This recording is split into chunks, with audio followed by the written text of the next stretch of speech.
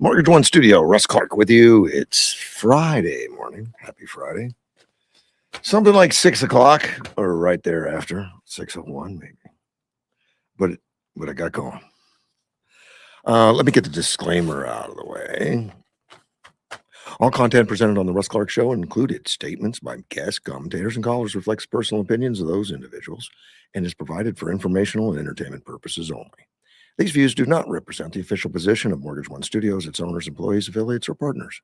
Mortgage One Studios does not endorse, verify, or guarantee the accuracy, completeness, or reliability of any statements made by third parties during programming. I did that for the lawyers. We're not on air yet, but and the FCC and all that, but we pretend like we are. And it still looks very promising for the next few weeks to be able to flip that switch. And we'll try to get that information out there, make sure everybody knows when we're going to do it. And of course, it'll be right back at 24 hours a day, round the clock coverage, all that kind of stuff coming right back to us. Thanks to Derek and Mortgage One. They've decided that human wasn't ready to get rid of AM 560 and our community still needed it. Isn't that nice? It was. Pastor Unleashes on Dearborn on some of the religious tensions. And of course, we read a lot about it, the tensions of Sharia law, Muslims, and those kind of things, that there's issues in some cities. I don't know of any here, and I know we have a mosque in town. I don't know of any in this town whatsoever, but if you do, let me know. I don't know, and it's all possible. But and I have friends that are Muslim. I've never discussed this with them. Well, I don't think so. I don't think I have. So anyway, this pastor, Lorenzo Swell, he's a pastor of the 180 Church. He went to the Dearborn, Michigan, for their open schedule for the regular meeting in the town hall. He said, America, we have lost this city. This is a city that is no longer up under American laws. We are under Sharia law. We will not have it anymore. Enough is enough. Of course, I'm really curious as to what people mean. I hear that thrown around a lot. You're under Sharia law. I don't know of any place in the country that's really under Sharia law. Now, there may be some communities that embrace it or like it or whatever, but that's not the laws on the books anywhere to my knowledge. Doesn't mean it'll stay that way, but I don't know. I mean, I've heard of people saying, well, there's a housing development, they're going to do Sharia law. Well, you couldn't do that. Somebody built a housing development here in Yuma, Arizona, and the sheriff knocked on their door and said, oh, I'm sorry, we don't answer to your authority. We're Sharia law. I don't think it's going to work for you. This came after a series of other anti-Islam protests have been happening in Dearborn, and I think you've seen some of that in some of these cities. They've started a backlash of some of the protesters of just enough of the favoritism that's come out because of all the corruption, the stealing, like the Leering centers and all that. That there's friction now. And there's fears that Muslim population in Michigan are working to bring their communities more in line with the religious viewpoint, with their religious worldview. And that's, of course, what this good pastor, Lorenzo Selwell, believes. He says, we're at odds with the vast majority of the country. You are only 1% of this nation, speaking to the Muslim population. We are not a nation of Muslims. And he referenced the implementation of Sharia law don't refer to actual legislation looking to codify Muslim religious practices, which is true. It's not. I don't know of any place it is. Instead, they're based on what he sees as a form of favoritism applied unevenly to Muslim in the name of religious freedom. Now, I haven't seen that anywhere. But what he's saying is he realizes that it's not part of our legislation that's passed it, but it's part of the actions of some of the authorities in town in Dearborn looking the other way because of religious favoritism will allow you to break the law type stuff. Well, that's a problem. And he brings up He pointed to the case in which a Muslim protester, in his view now, the pastor's view, suffered inadequate consequences for his assaulting Jack Lang. Now, Jack Lang is a local activist, and I saw some video on that. And he was beat up, hit, rocks thrown at him, chased into his car, and he had to leave. And he was advocating. I think he had something rude on the sign about, something negative about Muslims. I don't think he was something positive about Jesus. I think it was something negative about Muslims. I don't recall. I'd have to forgive me if I got that wrong, but I think that was the case. He says, if you are not under American law, you are not under Sharia law. That is the reason why you have no arrest. And Jack Lang, the guy that was beat up, he frames himself as a faith-based champion of American culture. He conducts baptisms while wearing military-style garb and a bulletproof chest plate, an outfit he dons in a lot of online content. So this activist, military stuff, he says, and here's one of his quotes. He says, "I don't know about you, but I am ready to load up cruise ships with blanking American guns and go and liberate Spain from the Muslim hordes. If the Democrats take power in 28, I'll be at the southern border laying these animals down by the hundreds." Okay, doesn't sound like a peaceful guy. Still, it doesn't need to get rocked and beat up. Maybe you should see a counselor. Lang took his protest to the city's Abeen March, an annual religious commemoration. Lang takes a punch from behind. That's on video, holding a sign. The sign said, "Deport 100 million, save America," as a counter protest of the Muslims. Hey, Mike, good morning. Hey, good morning, sir. How are you? I'm doing well. Listen, I'll tell you what he said on a sign, What was it? and I don't think it's agitating, and I don't know why you call him an agitator. The Democrat media calls him an agitator. I didn't call him an agitator. I said it wasn't nice. I said, He said he was an agitator. well, activist. I didn't say activist. That's fine. But he's labeled as a political activist. I think that's true. He's labeled by the media as a political Correct. activist. Absolutely correct. Anyway, let me just say, this is what is said on his sign. Yeah. Jesus Christ is King of Dearborn. Is there anything wrong with that? Nope.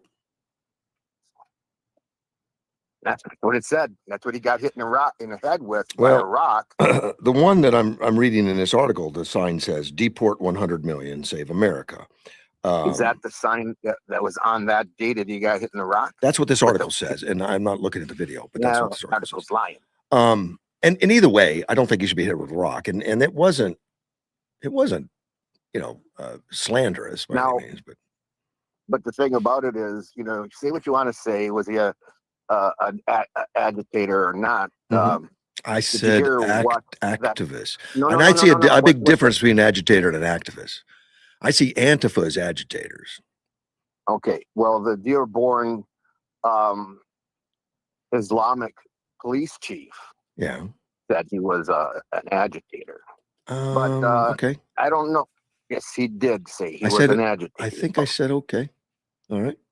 And he said, we don't want these agitators in our city. Well, you can't help it. There's a first, the Second Amendment. There's the First Amendment. Did you hear what the massive crowd of Islamists were saying?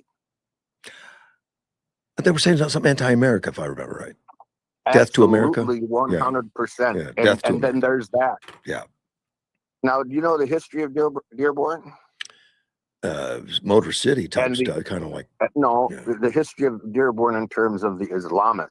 No, but it's much bigger than I ever thought. I did not realize how big it was till I read these articles. It is getting bigger and bigger and bigger, and I don't know what the Muslim word is for that. They are mass breeding in order to make that. Okay. Dearborn is the first stronghold of the Islamists in this country. Dearborn is a German-Polish town. Mm. And, they voted that their first Muslim in there.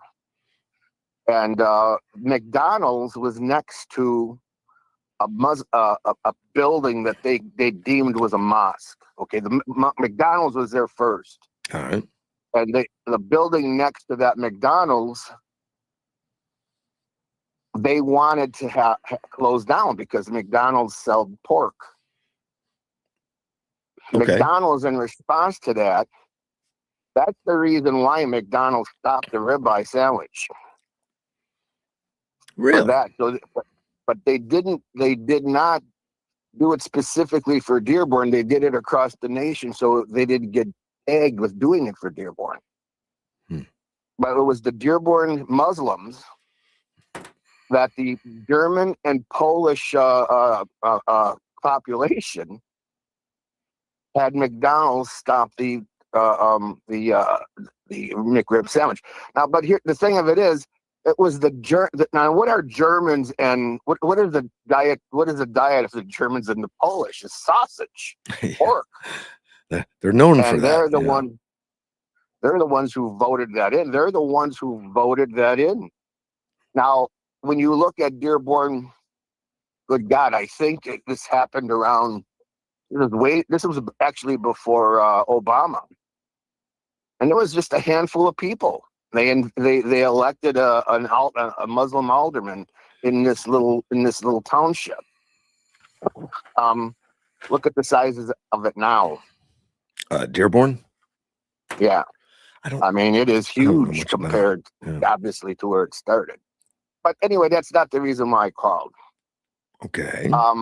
We were locking horns about the N word, Okay. and I had told you that the Webster's Dictionary, uh, the original Webster's Dictionary, 1828 by Noah Webster, he wrote the first American lexicon, which is the American Dictionary. And I'll tell you, I believe that we have the Declaration of Independence, we have the Constitution. We should also include in there the first American lexicon, which is the accumulation of American words, English words. And in that dictionary, there is no N word.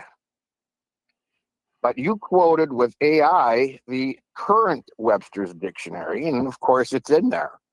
But in the original 1828, there was no word of that nature. And we still had slavery at the time. It does have the word Negro spelled with an E, but the word that we can't say on the air. But I think I can say this because I'm speaking from the lexicon. I'm speaking from an historical document.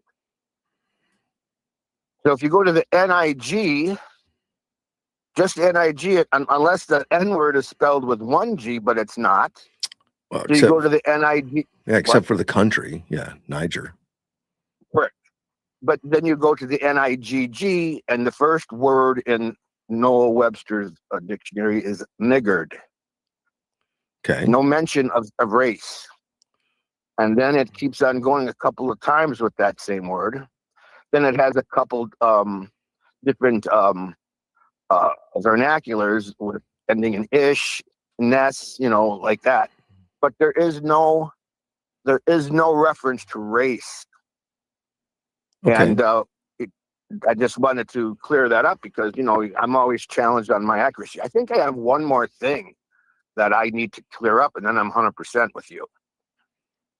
That's a joke, but I think that's right. I only have one more thing, and that is what Rush Limbaugh said about the open borders before the DREAM Act started by Ted Kennedy, which started this illegal immigration thing. Mm-hmm. And I'm waiting for. I have a letter to Bo Snerdley, and I've got a couple emails which he has not answered.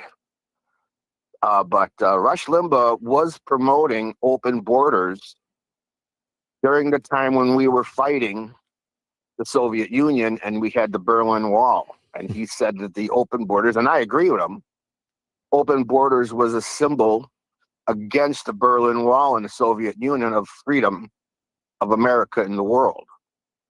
And of course, he was for once the Democrats started the caravans, he was for putting up the wall. But there was a time when that border, when that open border was a symbol to the world of the freedom in contrast to the Soviet Union. You're saying he advocated for open immigration? Yes, he did. No, yes, he did. Show me no, that. No. Wait. No. Not those words. He didn't. We didn't. At that time, there wasn't immigration wasn't a problem. Immigration wasn't a problem until the caravan issue, and immigration wasn't really started. That clicked off with Ted Kennedy's was called the Dream Act. And it was the Dream Act that turned California blue. But prior to that, yes, he said that the open border was a symbol of freedom in the face of the Soviet Union and the Berlin Wall. This is before this whole thing with immigration, legal immigration. And people were coming back and forth. The Hispanics, and just Hispanics, not the Islamists, not the Chinese, not all this riffraff. People, the idea that these countries were that emptying their prisons to send over here that the Democrats were accepting as voters. It was against that. But at that time, the even to get citizenship wasn't as complicated as it was with the Dream Act. Right. That's all I was saying. But I don't think Limbaugh advocated for any of that. In fact, if anything, he harassed Obama on it.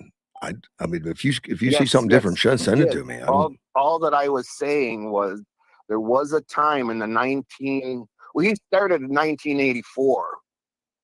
The kind of thing, the Berlin Wall came down in the Bush H administration. Well, I don't recall anything from that. What?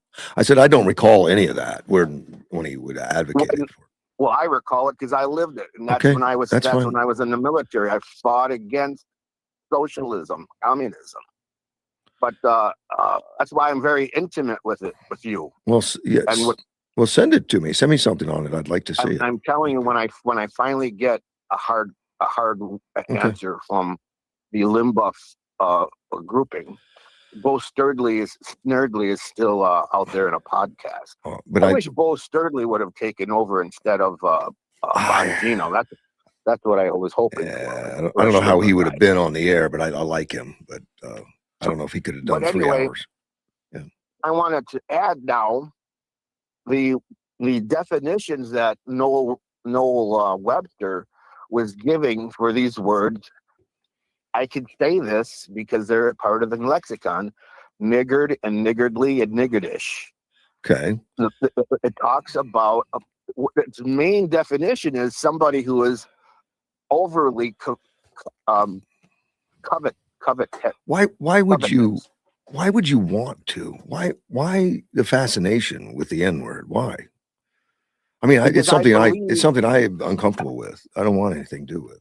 See, I'm not uncomfortable. And the fact that you're uncomfortable, that you are uncomfortable with it, it is not necessary. It is. That is a word. But let me finish what I'm going to say. Then I'll explain to you.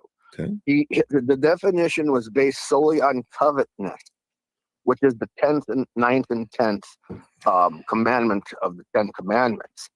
Noah Webster, an original father, was a very Christian man, and the person who started the abolition of slavery was in England was William Wilberforce. Do you know who that is? No. Well, that's the person who stopped slavery across the world. America was essentially the last one to stop slavery, which had to have the Civil War to do it. But William Wilberforce in England was part of Parliament, and twice he tried to stop it, and he was shot down because it was part of the economy. People made money on it, and there was a religious movement that approached him to start it back up again, and he did, and he was successful that time. But they invited somebody to be in his presence who was a freed slave. His name was Aquio. I don't know if I'm saying his name right. And Aquio, he wrote a book about the struggle of slavery, which is a very good book. I recommend people read that. And again, why? Because racism is a lie in this country. What do you mean it's a lie? Racism. You think racism exists today? I do. Racism only. I do. I think I don't think it's institutionalized. I don't believe it's institutionalized at all. But I believe individuals have racist views. I do. Absolutely. Okay, institutionalized is the operative word there. Then. Okay. But it's the Democrats who are the racists. It's the Democrats who promote racism because the Democrats need racism to divide the country, to divide the people. I believe there's race baiters out there, and they're racist when you. By definition, I'm an Italian, and I'm the lowest form of Italian, a Sicilian. The Italians in the north are blonde and blue-eyed. Yeah. They hated us until the Godfather movie came out and made Sicilians popular. But I remember my father and my grandfather were totally against that movie until they actually saw it. But so what I'm saying, so Aquio faces off with William Wilberforce, and he pulls his shirt open, and he exposes a brand that he had. Okay. The size of his open hand, and was over his heart. Yeah, a severe a brand on a human being. Okay. And he says, this is a symbol that they do to us to tell the world that we no longer are from God. We no longer belong to God. Atrocities happened, no question. Bad things happened. Okay, let me continue. What's the point? Okay. And again, who are the people who branded people? Were the Democrats in the South. They branded their people.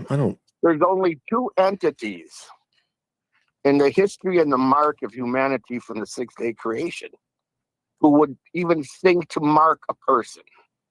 That's the Democrat and Satan with the mark of the beast that we will see in Revelations. I think Nazis branded. I think branding's been a lot. Brandon's done. There's been a lot of branding by different cultures.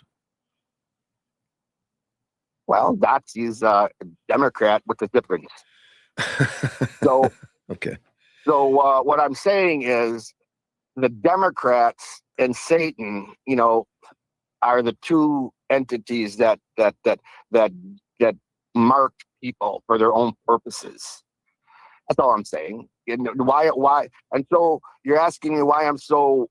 Well, first of all, because I said something to you, and I want to prove what I was right, because you thought I was wrong, because you read from the Contemporary Webster, and Contemporary Webster has that number one. Well, at the end of the day, I care about today's society, today's understanding, and how it's accepted in our culture right now.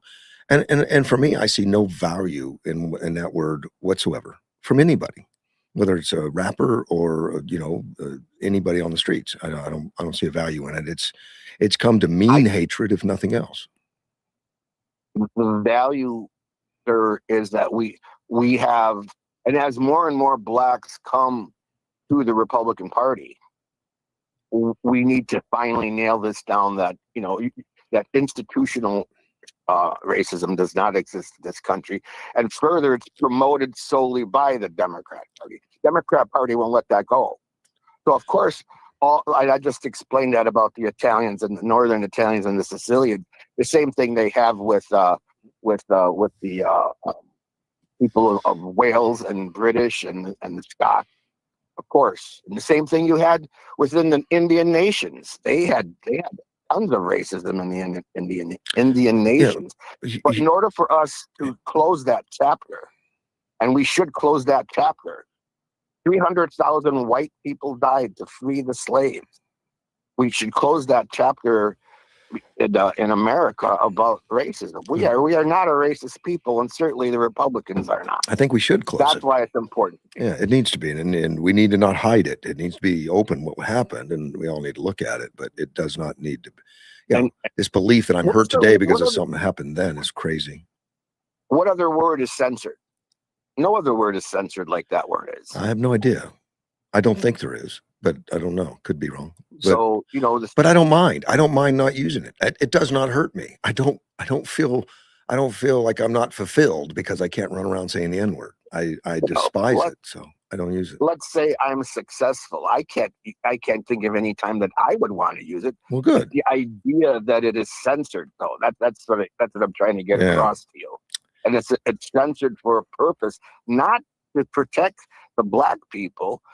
It's censored to give it the genre of keeping division by the Democrat Party. It's Saul Alinsky's rules for radicals. It's Rahm Emanuel's never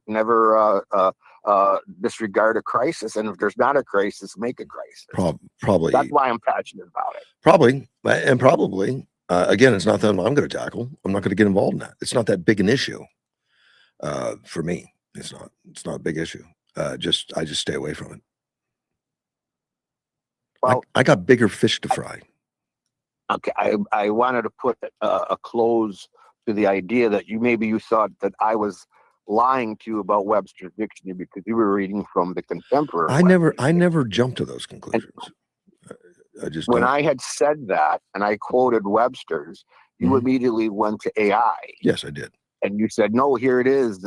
There is the word. That is correct. But so I'm calling you back because I finally took the book off the shelf. I know what I read at that time. Sure. And I'm just calling you back to say, look, I try not to be unfactual. I don't make the assumption you're wrong. I don't. I just tell you what I see. That's it. But you have that duty, and everybody has that duty. Are we right or are we wrong? And we need, when we are talking about America, or we're talking in the face of the cancel culture. Yes, we have to speak up, and we have to be accurate in what we say, so that the children that follow us have an accuracy put up against. I think we be as accurate as we can based on the information. And I think that includes leaving out information. A lot of people think they're accurate because they say half truths. That's not accurate either. But yeah, I agree. We want to be as accurate as we can. But I work on it every day. I had like 10 more things I wanted to say, but I'll let you go. Okay. Thank you, sir. Take care, Mike. Bye-bye. That was what we've been calling, I guess, Angry Mike. I'm calling him Angry Mike. He did say something about slavery, which, people brand slaves. I mean, it's been throughout history, by the way. And I looked at AI real quickly just to give me a list. And again, it's AI. And I tell you that just so you know, it's fallible. It's not perfect, but it's what I have that's instantaneous. Ancient Egypt, branded prisoners and Marxist stuff like that.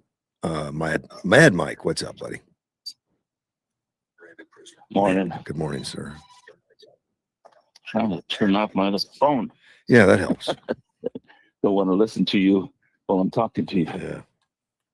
So I'm not going to go into a lot of counterpoint. He just ended up with had about 10 things he didn't get to. Well, he didn't get to the 10. That's good. I understand. And that's fine. Maybe he'll bring them back to us later and we can have an intelligent discussion. At some point, he'll need his own show for that, I guess. Go ahead. Yeah.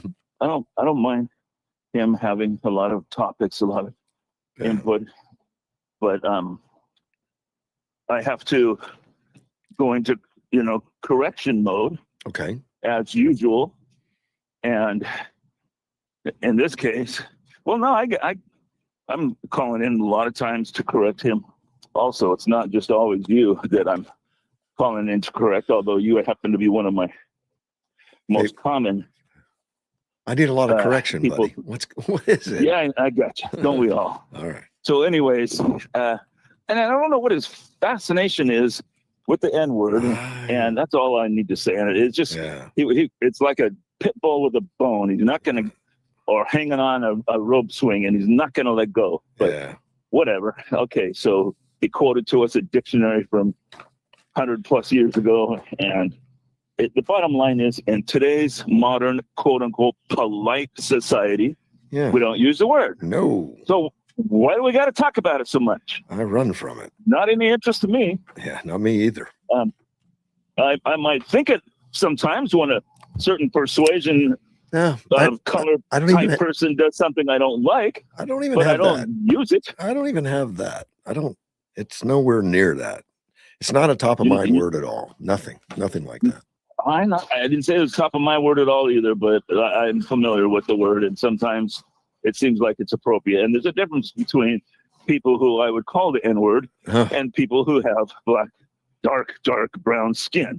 I'm not white, by the way. I would not. I'm mostly pink, a little bit of tanned arms, and from the neck up Caucasian. and from the knees down. I got some good tan going on, Good for you. farmer's tan type stuff. All right. But I'm not white. So why do people call me a white boy? I don't know. Oh, Another topic. okay. So What? the main reason for the call, the corrections I wanted to get into, are his claim about the McRib. What about it? He's probably going to dispute this. You still got me? I still do. Yeah. He said something like I- it was brought off the market because of the Muslims, but it was not advertised as that. He didn't of course, specifically say. Yeah. He didn't specifically say Muslims. He said, but He was referencing A it was group next of- to a mosque. Yeah. yeah. But he said that it was taken off the market because of pressure from some outside group, right? Right. Do we agree on that? Yeah. All right. And he's going to dispute this. He's probably got ants in his pants will have when he hears this, but this is from AI. I did a Google search, Mhm. and AI generated is this. The McRibs, McDonald's McRib, is a seasonal fast food sandwich featuring restructured boneless pork patty. Okay, it's seasonal. It's never been a permanent item on the menu, like, for example, the sausage McMuffin, full of pork. The McRib is a seasonal item. It's made up from ground pork, primarily shoulder, mixed with water, blah, blah, blah, but no actual rib bones. We all know it don't have any rib bones. It's not actual ribs. It's shaped to look like a little rib, right? Yeah. Okay. And then on to, I had to screenshot this so I wouldn't forget it. It was first introduced nationally in the United States in 1981. So we Okay. can blame Reagan, right? No. After being developed with meat restructuring concepts originating from military. So we can blame the military for it. I don't really And then- care. Go ahead. I got you. I just this is my bone. And one last thing, and then I'll let it go. It said it's not a permanent menu item. Instead, McDonald's brings it back for limited promotional windows, creating a dedicated cultural following. You want what you can't have, right? Yeah. I remember it came back for a short time, not too long. I mean, a year or two ago. I don't remember. I remember it. It comes back quite often, buddy, Okay. and it is intentional. It's part of their marketing genius, if you want to call it that. And it's not from outside pressure. Is my Yeah. Came back in 25, November of 25. Yeah. I'm gonna load up my Home Depot order and get back on the road. I'll talk to you Well, later. Have fun, man. Bye-bye. Bye. That was Mad Mike with the McRib. Yeah, I don't know why they canceled it other than it became seasonal. If it was permanent, it became seasonal. But anyway, in Dearborn, this pastor is supporting this political activist, and that is what they put down there. And from the sounds and from the way he's acting, I would consider I like political activism. It's not a negative, believe it or not. I mean, I think he's a little rough, but that's a lot different than an agitator. An agitator is the ones that are honking the horns, blowing the whistles, and pushing cops. Those are agitators.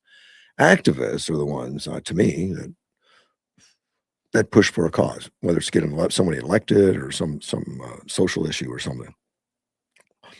But anyway, on the Tuesday meetings, Lang and Sowell, the preacher, other demonstrators announced plans to protest the gathering, pressing the city for more serious, uh, understanding of the Muslim influence and the influence of Sharia law. The mayor, Abdullah Hamon, when people portray Dearborn as some place that has been overtaken by Muslims, they aren't simply attacking our Muslim and Arab communities. They're also trying to erase our Christian brothers and sisters who have contributed immeasurably to the city and the folks of other faith. They're attacking something much larger than any other faith or community. They are attacking the idea that all of us can belong to America at the same time. I think we can belong at the same time. I don't. I understand the issue that the Muslim faith or whatever is contrary to a lot of laws and things based in on Christian and Christian Judeo policies or histories or religions. We are a Christian Judeo type nation, but that doesn't mean they can't live. They live in Israel too. They do. And if there's places it's out of control, places where there's activism, and places where they're trying to change us, it's not that simple. But right now, Dearborn's 54.5% Arab population. That doesn't mean they all want to change it, into something else. It just means that's a lot. 54.5%. If they're really 1% of the population, and I did not check that number, but that 54.5 in one location is substantial. It can be. Ukraine. I like reading about them. No, not that they're fighting Russia. That's gone on too long. That's been 4 years of crazy. Their innovativeness. They have become, I heard General Jack Keane explain that they were the strongest military in Europe, Ukraine, just based on experience and innovation and, the opportunities they've had to learn and grow to survive. They've become probably the most powerful military in all of Europe because they're holding off Russia, which it was number 2 in the world as far as military might going into it. I don't think they've maintained that. I think they've dwindled some, maybe. But anyway, they've been buying equipment. They've been buying weaponry from outside, and as you know, they've been manufacturing their own as best they can, and they've been accelerating to the point where they become a manufacturer and exporter of military hardware, particularly in the unmanned vehicles. And I saw a report yesterday that the United States, which is learning from Ukraine, the United States learning from Ukraine. They're not teaching Ukraine at this point. They're learning UAVs. They did a war game with Ukraine on some unmanned vehicles and stuff, and Ukraine won. And the idea behind it is the United States wants to learn, wants to grow, wants to build better opportunities with these cheaper weapon systems and more effective weapon systems in some cases. But they're making their homegrown glide bomb. A glide bomb is basically a dumb bomb from World War II. You've seen World War II movies where they just take the B-17s over and they drop out, hundreds of these things. And they just fall to the ground and they hit where they hit. The bombardier in those planes would, check windage and all, do as best as can and sight glass over the spot, adjusted for airspeed, wind speed, the best they could, slide rules and all that on the fly, saying, yeah, drop now, bombs away. And they fall where they fall. And so they carpet bomb and they bomb out whole neighborhoods to get to a single plant because it's not the accuracy today. And today we've got this huge accuracy where they've spent literally $1 million plus on a single weapon, a single bomb, because it has its own propeller, its own internal GPS, and it flies, these Hellfire missiles and everything else, all the cruise missiles, some of them $6 million. But they're wonderful. I mean, they could hit a window. They go in through an open window. They just amazing. Well, they also price themselves so high. Somebody like Ukraine's not going to afford that. with the war that goes on for 4 years against Russia, who's heavily armed and sends them more opportunities to defend themselves, and most countries could have survived. They can't do it. So these glide bombs take the old World War II type dumb bombs, and they screw on some fins and a GPS thing and say, okay, now you're a smart bomb. You still have to be dropped out of an airplane, but the bomb glides. It'll glide and has directional on its own, tons cheaper than a cruise missile, and you can take the existing inventory of those bombs have been sitting there if you've got that kind of inventory. World War II bombs sitting around. Just pick them up, slap these things on them, and send them on their way. And that way, the airplanes don't have to fly over a target. If you remember in World War II, that's where they got shot down. B-17s. Yeah, they'd go out in squadrons and come back with half of them shot down. It was not pretty. Now they could be 30, 40 miles away, drop their bombs, and the bombs glide to the target. Now they're making their own. Even those have become too expensive. Just the strap-on kits have become too expensive, and they're calling it the equalizer. Ukraine company GD Industry is making it with support from Brave One. Brave One's a government-backed defense technology group that's working with these other companies to produce and make weaponry. And there's a long list of weaponry now that they're making outside of the unmanned vehicles and the unmanned boats. And the anti-aircraft and everything else. They're making their own Patriot missile right now, which is still in its design stages. These guys go to work, not just on the front lines. They're using their heads. Well, now this bomb is finished testing, is now being bought by the armed forces. Ukraine's warplanes have relied heavily on U.S.-supplied JDAM bomb kits and small diameter bombs, as well as French-made hammer bombs or precision strikes from safer distances. The equalizer will give Kyiv more control over its supply of guided bombs.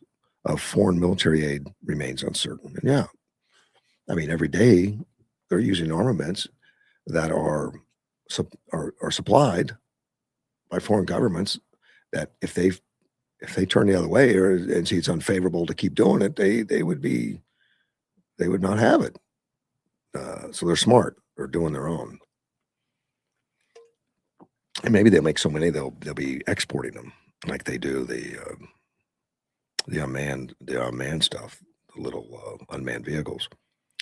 The equalizer turns a conventional bomb into a precision weapon by adding wings, guidance system. It's designed to be dropped from Ukraine's MiG-29, Su-24, and Su-27 warplanes. Those are all Russian built, by the way. They still have Russian planes. They think they can eventually be used by the F-16s and Mirage fighter jets. That they also have an inventory that were donated by other countries. Ukraine Defense Ministry said Russian forces dropped more than 8,300 guided aerial bombs in July. In 1 month. In 1 month, Russia dropped these bombs that glide, 8,300 of them. Very hard to shoot down. Highest monthly total of the war. It's an average of more than 267 bombs every day. That's amazing that they've been doing this for 4 years. And it's getting more intense. The air assaults from Russia is intense, so Ukraine intensifies it back. They go right back at it. But they better work fast. I don't know how long they can keep going. Everything's made in Ukraine except for the chips, the microchips, pretty much. They said they make 90% of the weapon parts come right from Ukraine and Europe and U.S. And it's continuing to press U.S. and Europeans for more air defense weapons. Yeah, they always want more. Funny why that is. Well, when you get 267 bombs a day coming in, you want more defenses. People are being killed and hurt every day with these things. It just doesn't stop, unfortunately. I talked about that yesterday. El Sayed. I didn't mention him yesterday. I wanted to. He's in line to for the Michigan Senate race. And former governor candidate Tudor Dixon warns that the Democratic Michigan Senate nominee Abul El Sayed policies and associations could permanently change America. that the Dixon says sounding the alarm on her belief that the Democratic Michigan Senate nominee Al Said opposition to Sharia law bans. He's not opposing Sharia law. He's opposing the bans of Sharia law. And of course, he's a Democrat socialist, self-described. And her contention is that it's hurting the party in association with far left streamer Hassan Pike. Or Piker, I'm sorry, Hussein Piker. He's very close to him, as a lot of the Democrats are now. Piker is very much anti-Semitic and wants to, river to sea type of guy. Not a guy most Democrats want to be seen with, but that's what they've put up with, and that's what they've done. That's their big tent that they've developed. It includes these radicals, and we're getting more of these people coming up. I mean, these people, former politicians, current politicians that are Democrats, saying enough. Even Hakeem Jeffries has come out and said he doesn't agree with the Democrat socialists, but he accepts them in. That's part of their caucus. I mean, they need them to survive, but now they're publicly saying we don't agree with their policies, but we want the power enough to accept it, and we'll threaten ourselves because of the policies. Defund police, open the borders, all those policies that they come with. Get rid of the Senate, get rid of the president. They would rather put up with those policies, unfortunately, than have Republicans in trying to save us from all that. Not a good situation for the Democrats. Dixon says that just the association is hurting them. This is not, if this person gets in, how much damage they could do in 6 years. This is someone who fundamentally disagrees with the Constitution and the founding of this country, that has come out and said the founding of this was wrong, and he disagrees with this. This is somebody who wants to go into government and permanently change America. True. Obama wanted to permanently change America. In fact, he said he did. After he got elected, he said, you just fundamentally changed. I don't think everybody knew what he was talking about. They all envisioned the change being good. 2 chickens in every pot and a car in every driveway. No, that wasn't the change. This is a guy who's gone out and he's done speeches on why it is a terrible thing to ban Sharia law. That, to me, the average American is terrified of the idea of groups coming in and taking over our culture and saying that they are going to change how we live and how women are treated. During the 22 speech, the Council of American Islamic Relations, Oklahoma chapter, El Sayed said efforts to ban Sharia law are rooted in white supremacy and driven by the same exact forces behind the forced removal of Native Americans and the destruction of the Black Wall Street. I don't even know what the destruction of Black Wall Street means, but that comparison to me is something that the American people, and certainly the people of Michigan, need to know. That's how closely aligned he is with the Islamic values and the fact that he would bring Sharia law into our lives and defend it in that way. So this has really become a fraction within the Democrat Party, which is good. I'm glad they're standing up against this kind of change, this kind of open hatred, saying everything's rooted in white supremacy, of course. Al Sayed's recent campaign, he's with Piker. He's with this Hassan Piker. And Dixon is blaming him for not separating yourself from this guy. Piker has about 10 million social media followers. So that kind of attention is seductive, I'm sure, if you're a politician looking for followers. He's faced a backlash for saying that America deserves 9/11. Yeah, he's the one. As well as the controversial comment about Hamas and the killing of United Healthcare CEO Brian Thompson. That guy was shot in the back walking down the street. And some have come forward and thought that his shooter was a hero. And for recently wearing an outfit resembling that of former communist dictator Mao Zedong. At the same time, he's campaigning with a man who says America deserves 9/11 and refuses to back down on that. Sayed pushed back on criticism, of course. He said, just because you appear with somebody doesn't mean you agree with them on everything. No, maybe not. but you got to agree with him on a whole bunch of stuff. Or you're not going to waste your time. And that's the scary part, El Said. Everybody I talk to, I've said this is about whether or not we preserve America or where we have somebody who's completely against everything that we are. And it goes well beyond that. We've seen with the Democrats and Republicans. El Said in 2007 at the University of Michigan commencement speech. He did the commencement speech. He served as a student speaker alongside former President Bill Clinton, told the crowd they must have the audacity to believe we can change the world. What he meant was destroy America, according to Dixon. So I point that out. There's a real struggle in the Democratic Party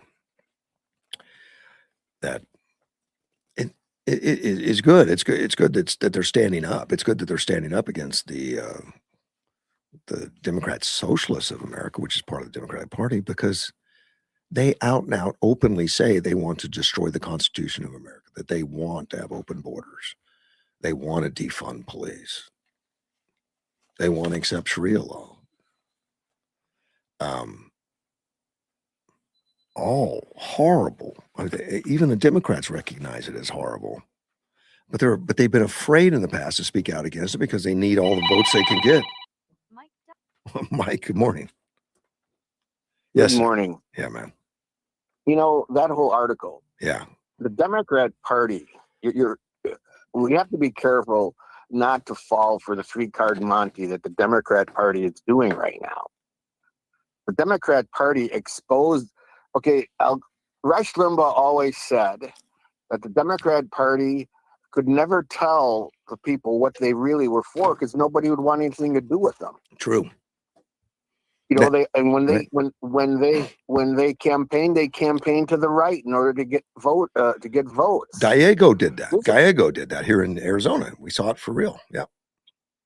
Yeah. So this is three-card Monty. They, for some reason, they pulled their lever and they thought America was ready to fall for it. But here's what's now they know. Yeah, that's what's different today. Is you're exactly right. Rush Limbaugh said they don't tell us what they're really thinking because no one vote for them. But now they're saying it out loud. Now they're saying out loud, get rid of the presidency, fire all the judges, let the Congress do it, get rid of the Senate.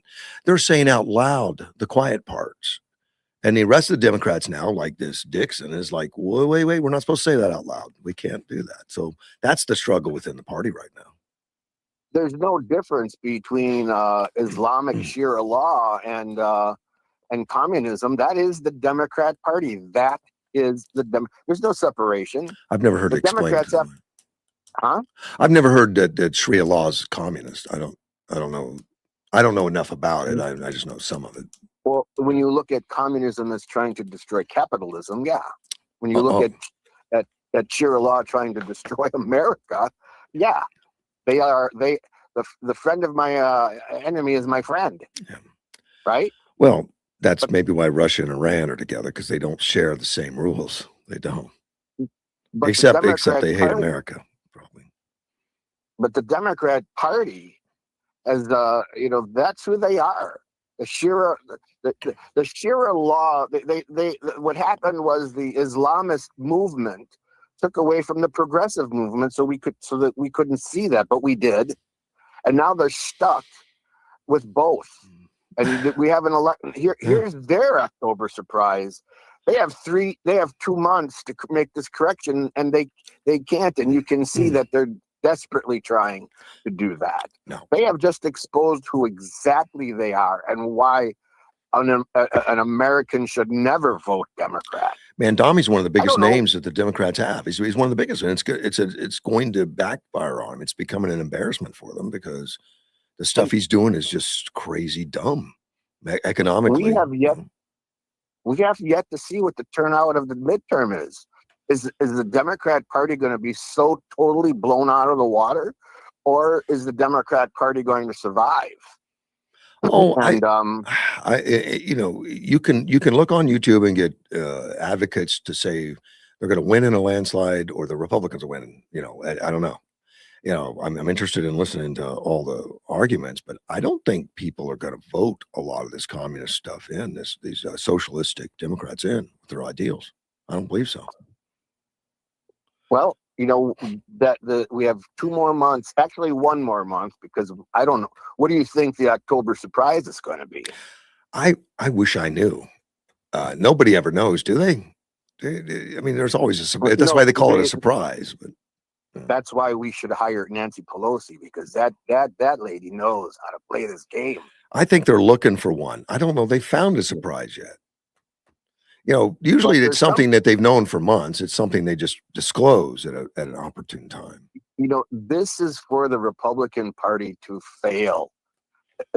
Everything is in our favor, and this is for the Republican Party to screw up. That's probably the October surprise. They're going to find some weak Republican and exploit the hell out of it. They've gone that route. Liz Cheney and others, they've done all that. I think we're numb to it. I don't think we're going to fall for it. Grab somebody that has a voting record or, a registered Republican speaking for all of us. That's I don't believe we're all going to buy it anymore.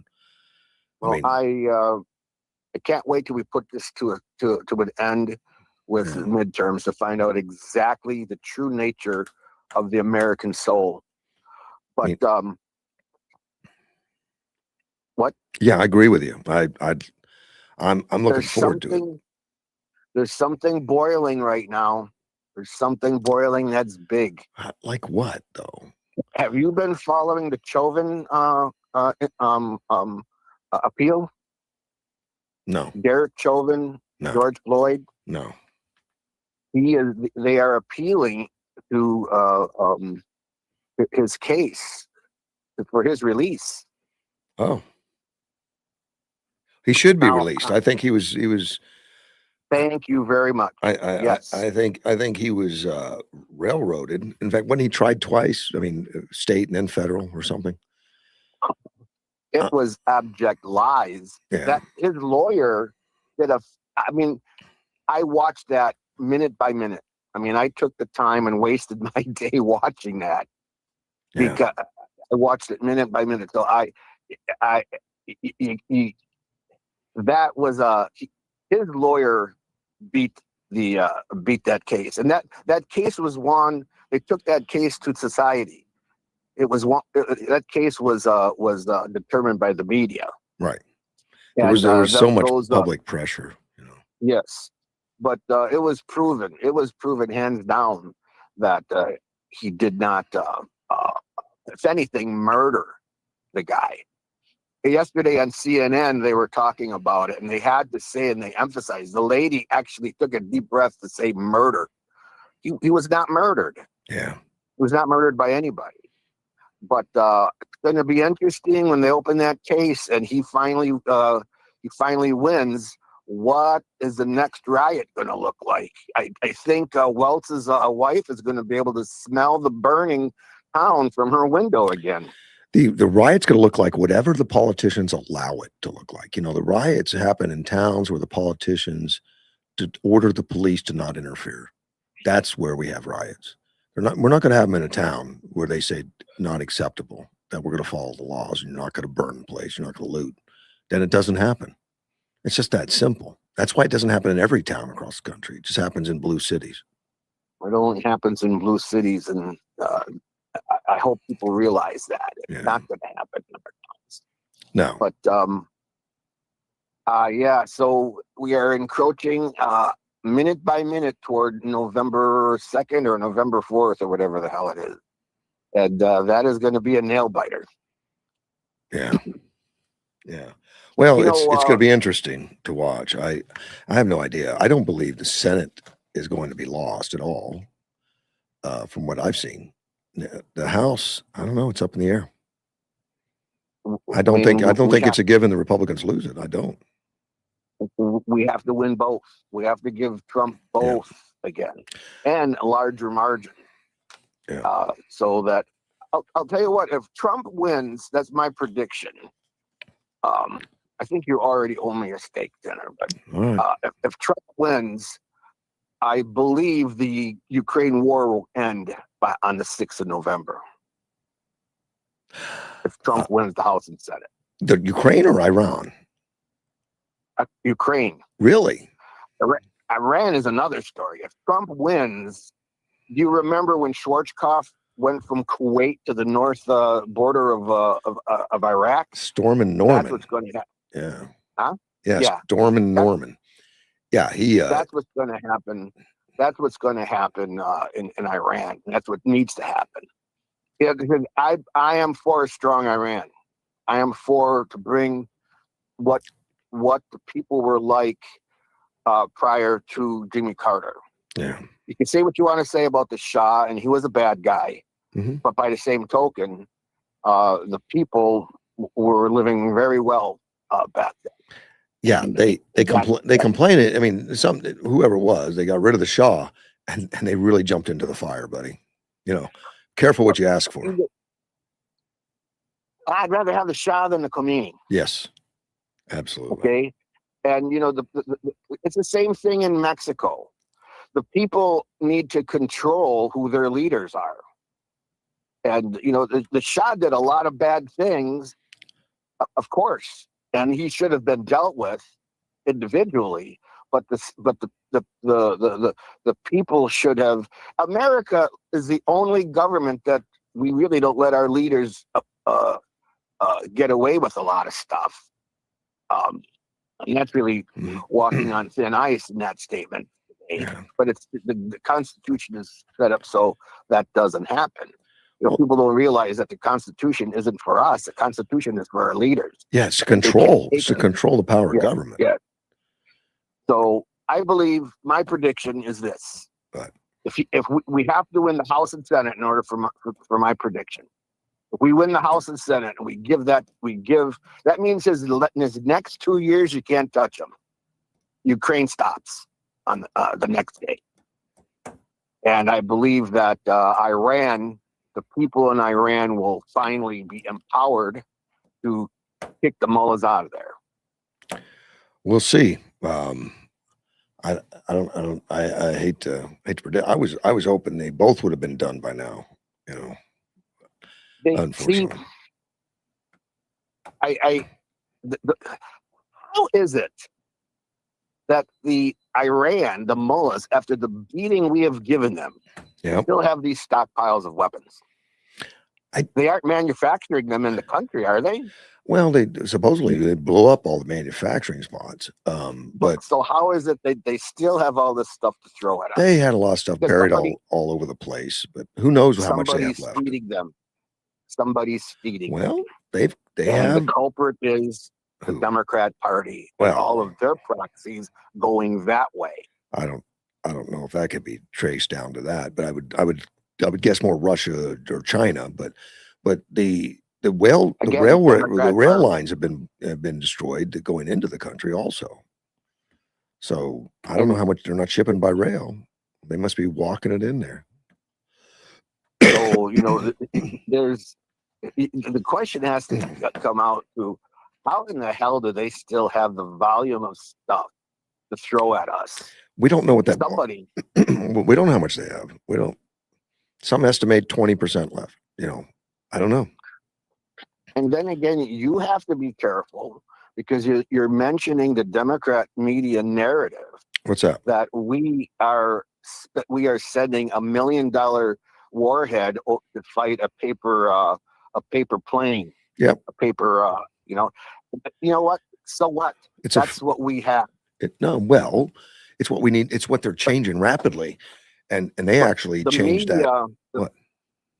The media is using that statement. I don't care. As an anti-Trump war statement. Well, we're wasting a lot of money which is not. That's not what I'm saying. I'm saying that they've adjusted, and now they're doing war games with Ukraine to learn more about that weaponry. They've bought that. I'm talking about Iran. I'm talking about Iran. Well, yeah, but they're using Ukrainian drones to take the place of some of our $1 million plus missiles. Yeah, and they've started doing that. They started doing that. They did that like 3 weeks after the thing started, and they realized, hey, wait a minute, we can do this better. And they went to appropriate it and had them in place in no time, which is kind of amazing from our military. They don't adjust that fast normally. But now they're doing war games with Ukraine to learn and to promote these cheaper solutions to cheap weapons coming at them. You know, the high dollar missile, that's great for the hypersonics and the big stuff and the airplanes and all that. They don't need to get rid of them. We got the greatest stuff. We just shouldn't be wasting them on $30,000 airplanes. I don't. That is. I disagree with you there, and I That's can fine. disagree with you, of course. Yeah. But I think it's like, that's why I have an againstness to Eisenhower, Wow. and that really makes people's heads blow up, because Eisenhower was the one who gave the Democrat Saul Alinsky a coined phrase that they just totally wear out: the American military-industrial complex. Right. Well, thank God for the American military-industrial complex. Yes. And as far as Eisenhower's concerned, that's why he won. Yes. But when you but just like our government, needs the Constitution to control it, to keep it from becoming an out of control, power hungry. Yes. The industrial complex needs the same thing, and part of that is this competition with the drones and stuff. You hear the people that are making the Patriots came out and they said, well, we've got another one that we're making that's less than half the price. So they're adjusting also at the same time, because they see that these hunter drones at $1,000 a copy to $6,000 a copy are just as effective as a $2 million missile on these certain targets.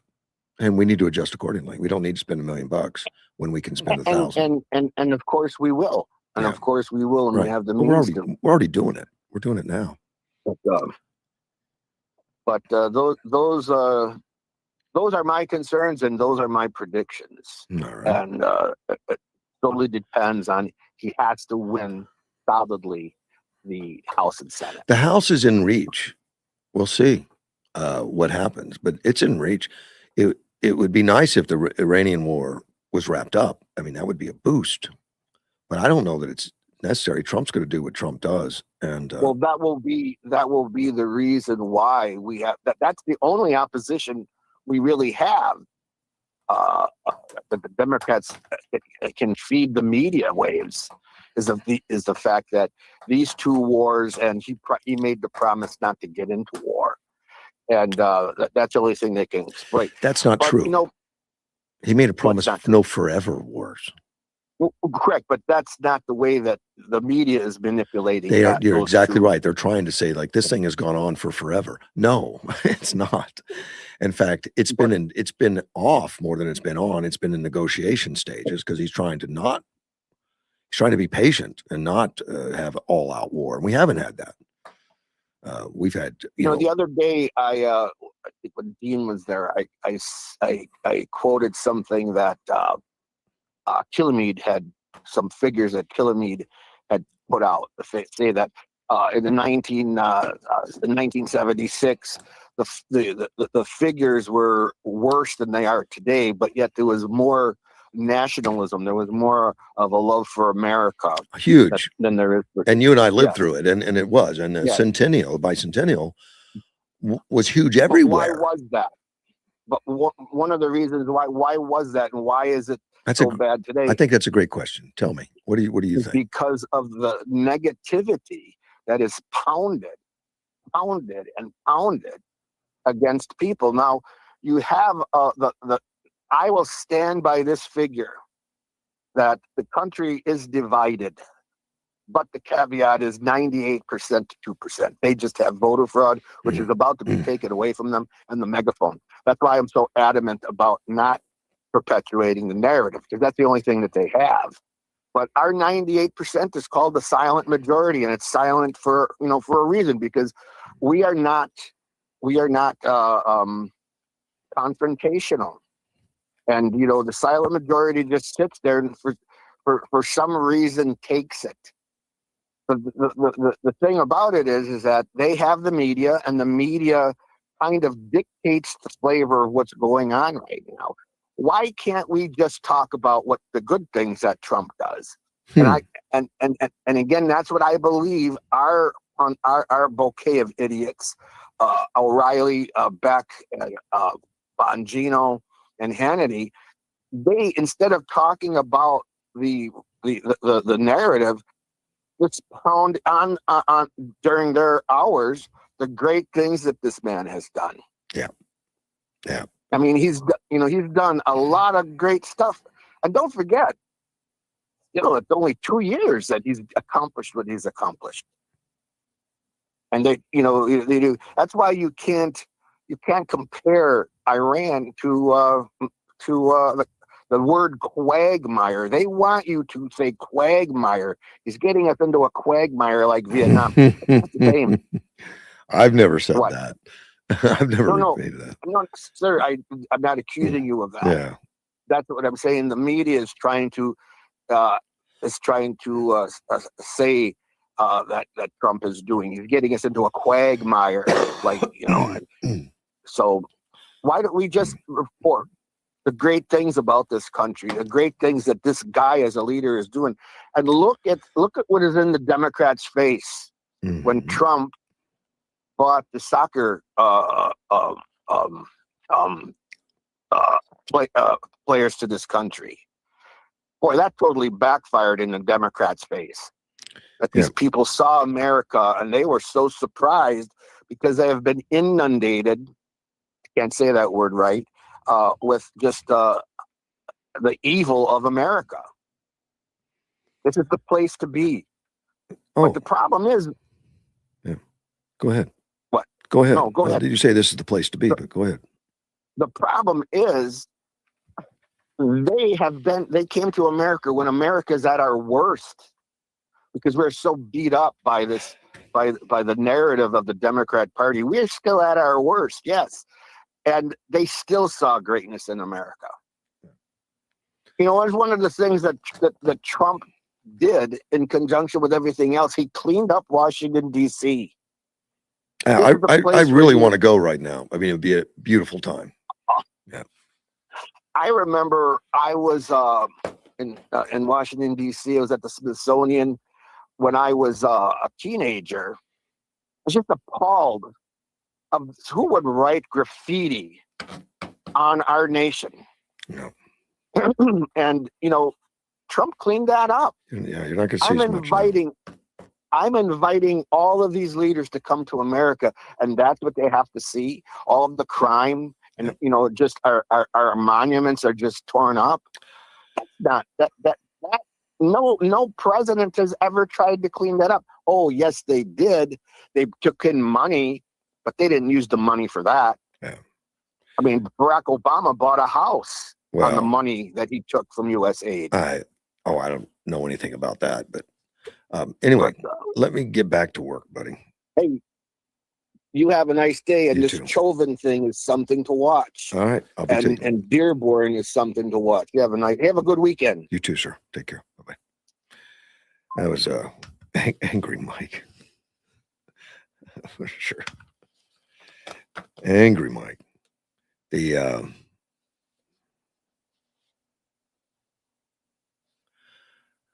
New York Times loses a defamation suit, which is interesting. And this one wasn't from Trump. No, it was for a former Alabama basketball player. I knew nothing about this at the time.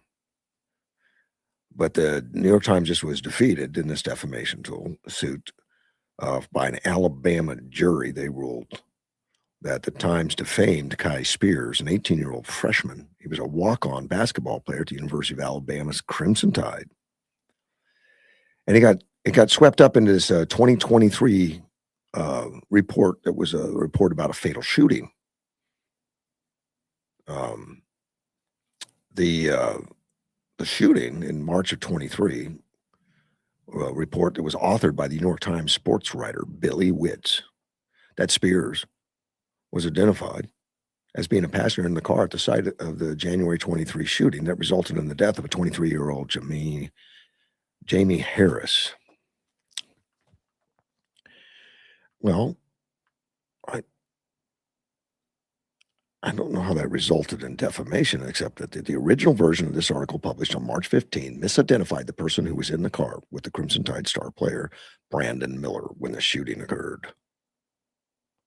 So now at the trial, Based on information from a person familiar with the case, the article erroneously identified that person as Kai Spears, this 18-year-old kid, a freshman basketball player. Well, obviously, it wasn't him. That's what the whole trial was about. The Times identified him as a passenger in the car that did the shooting. So after the article was initially published, the Alabama's athletic director and Spears' father denied Spears was present. The Times included those responses and reviewed its reporting. I guess they put the responses that they deny it, but did not conclude that any other change at the article was warranted at the time. On Wednesday this year, Spears filed, or on Wednesday after the shooting, I guess, Spears filed a defamation suit against the Times. They didn't retract it. Included new details about the incident. Based on that information, editors assigned further reporting, which determined that the other person at the scene was not Spears, but Cooper Lee, a student manager for the team. Times regretted the error in the initial report. It doesn't sound like a big deal. I mean, they misidentified him. They eventually figured it out. And this guy got $9.25 million. I wish they'd have misidentify me in something for $9.25 million. Now, this reporter, Billy Witz, he says, I think the way I was looking at it, source A, by their job title and by virtue of their access to the transcript, videos, and impound photos, was somebody who knew a lot about this case. His source. He's not saying who his source was. In my mind, the story had focus, and this tragedy, as bad as it was, could have been much worse. If I can tell you it's a white guy, the source, on the basketball team, I just don't remember his name. That's what the separate anonymous source said to Witz. He said, I could tell you it's a white guy, I just don't remember his name. And then Witz ultimately conceded from the witness stand, yes, the story had a mistake, no question. But $9.25 million. No, it doesn't say that this guy had suffered anything like handcuffs and time in jail, anything like that for it. Times noted in its own report that the verdict had not lost a defamation lawsuit in the United States over one of its articles in more than 50 years. It took 50 years. We're disappointed the jury found the Times liable for the mistake, according to a Times spokesperson. We thank the jury for its service and believe the verdict and award of damages are contrary. Probably be, I don't know, $9.25 million. That's pretty good. And now he's not 18 anymore. He was 18 and 23. So obviously he's 21 now. And he's got a lot of bucks. I don't know if he still plays basketball. It says at the time he was a basketball player. I don't know if he still is. I wonder how much that really harmed him, though. It harmed him for $9.25 million. Oh, that sounds... IndyCar. God, I haven't heard from George yet this morning. George Braun, my bureau chief out there in Washington, he's going to the IndyCar today. IndyCar races. I guess is it today? If not today, then tomorrow. I'll have to take a look, but it's coming up. The one of the stars from the event, Alex Palou, he was in the White House yesterday. President invited him in. He went to see the Oval Office and all that. He's Spanish. He's from Spain. He's a IndyCar champion, and then he's expected to win again this year, the whole season. He's expected to be a season race winner. He's on track for that. We'll see if that holds up. This race is going to be at the National Mall. It's a 1.7-mile circuit. Involves driving right down Pennsylvania Avenue. I've walked down Pennsylvania many times. I've never seen a car like that. And the things they have to do to prepare for that, I mean, I'm sure it's been closed for some time now. They put crash barriers everywhere. In case these cars crash, you don't want them flying into the public. So they have to put up a lot of barriers. So it's going to be going right by national landmarks and by the White House and all that stuff. Well, a lot of the drivers, including Alex, took time yesterday, to visit Donald Trump at the White House. And he took him around. He showed him around. And it's called the Freedom 250 Grand Prix. He was asked about his experience, Alex was. And if he knew the right word to describe it, he said incredible. Honestly, that's the only word that comes to mind. I remember the visit we did a month ago when I got invited to the White House. I was like, really? For real? I was going to be able to go inside just see how the Oval Office is, just knowing the history that it has. And that's for somebody from Spain that doesn't hate our country. Now, he was excited. He says, I know I'm not from this country, but this country has given me so much. Just the opportunity to be here as an Indy driver, a winner, a champion, and to create a family and build a family here in the United States has been incredible. And just when he apparently got sprayed with some presidential cologne when he was there. I didn't know they had presidential cologne. I don't necessarily want any, but I'll know that if I go, not to get sprayed. Just being able to be with the president and his team being at the Oval Office. We got sprayed with presidential cologne, which was pretty funny. Just an incredible experience. An experience I'll be able to tell not only my kids, but hopefully one day my grandkids and stuff. He said he grew up watching movies where he was fascinated by the Oval Office being on his screen. And remember seeing Capitol Hill while watching as well. So he grew up in awe about our country, about the greatness of the country, and wanted to be a part of it. And now he is. So welcome to America. You know, that's an immigrant from Spain. Welcome to America. It's where you belong. I imagine there's a lot of people that are here that don't belong here, that hate America. And we just as soon see them go home. To know that we're going to be racing around it, it's going to be incredible. He's 29 years old. And he's the top driver in his sport. And he's likely, this would be his 5th championship in IndyCar, which tremendous. I mean, that's going to have the highest end of race car drivers. You know, you're going to have people from all over the world racing those cars. And it would be his 4th straight if he wins. And those cars are, you know, there's only I used to pay a lot more attention to the sport, but every car has the exact same engine. You know, it comes down to the chassis setup and the drivers. And the chassis all have to be the same. You know, the cars are identical in appearance. Just the setup and understanding the tire changes, the teamwork, all that stuff. It's 147 laps around that 1.7 mile circuit, which, you know, these type of races, it's right, left. I mean, they're not straightaways. It'll wear you out, I'm sure. Super excited to see everyone go out on the track and how it's going to race. It looks really, really promising. So many laps we're going to do it. It's going to be super interesting race with lots of changes on strategies with leads and stuff. I can't wait to go out. And that's from the number 1 driver. I don't know if George is going to get to interview him or not. I need to call him at some point, find out. Because I know there's parties before and after these races. There's always a lot of them. I just need to know which ones he's going to. George will find a way in. He always does. The Chucky mask guy is still running around. I don't know if you know what Chucky is. Chucky's a movie series of horror movies of a doll type thing come to life that has a ugly mask, ugly face. This guy's got a mask. It's you know, you'll see it around Halloween. They'll have Chucky masks around. This guy's wearing it around Philadelphia with the intention of scaring people. So far, well, this one says it was an assault. I don't know how much of an assault it was, but probably. I don't think they're going to be easy on the police. They know who he is now. Zamir Hughes. He's a 22-year-old. The Philadelphia Police Department is looking for him right now. The U.S. Marshal Services are looking for him. I don't know how they got in. After an arrest warrant related to August 12th incident was issued.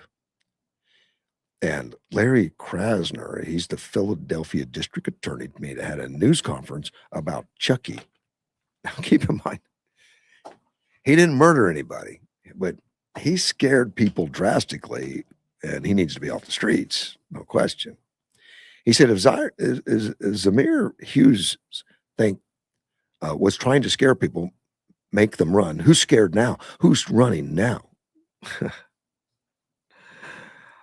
He came out at 5:30 in the morning. Zamar Hughes, the guy with the Chucky face, began antagonizing people while filming actions on a cell phone. So he was doing this for likes, I guess, on a YouTube type channel, probably. I haven't seen it, but he was filming it. He threatened and assaulted a jogger near City Hall. That's allegedly. And then chased her. And then the first person he terrified, the victim is absolutely terrified of Mr. Hughes, is according to Philadelphia Captain Jason Smith, talking about the jogger. He crouches down with his hands up in a pleading motion.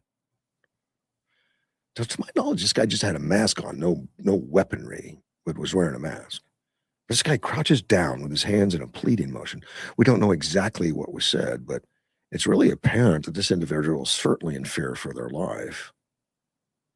So then Mr. Hughes proceeds to make his own way down Chestnut Street, harassing additional people. So you got this guy to plead. I don't know his name. I think his name was Chris Moorhead. So I'm pretty sure to plead for his life. And then he went on. I guess it wasn't fun anymore. He wanted somebody to run. So he chased another jogger, holding up his phone, filming. He asked this jogger, "Are you ready to die?" Wearing a Chucky mask. This person needs to be locked up. The jogger, they say, injured her leg while fleeing and will require extensive medical treatment. How did she pull a muscle or something? Extensive medical, like a massage or something? I'm not downplaying. I'm not downplaying it. It's unacceptable, and it's not acceptable. But I don't know about injury. Let's take a phone call. Hey, Mad Mike, what's up? Okay, I waited and I waited and I waited. I was not wanting this to turn into the Russ Clark and Mike show. Oh, thank you. I appreciate that. Yeah. No one else is calling in, buddy. Oh, okay. So let's just start off. You just made a comment about it, the racetrack not being in a straight line, right? Yeah. Well, of course not. It's a street course, and one of the biggest complaints people have about NASCAR racing is, it's an oval. You get in, you drive a bit, and then you make a left turn. You drive a very little bit and make another left turn. Drive a bit, make a left turn. Drive a bit, make a left turn. Just a bunch of left turns. But NASCAR does have a couple of road tracks now, which are they've always had two. They've always had a couple. But I think there's just two a year or something. There's a couple popular ones, but remember Riverside Raceway? Wait, in California?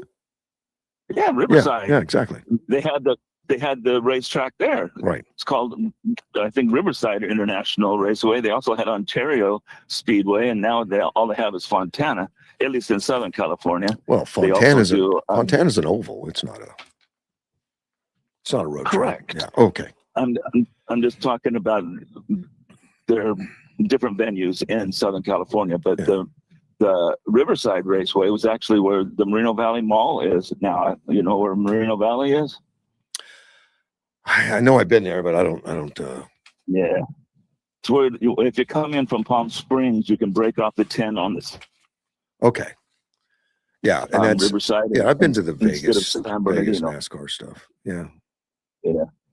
And then right there where the 60 freeway hooks up with the 215 from San Diego is Moreno Valley. It's below the mountains that overlook Riverside.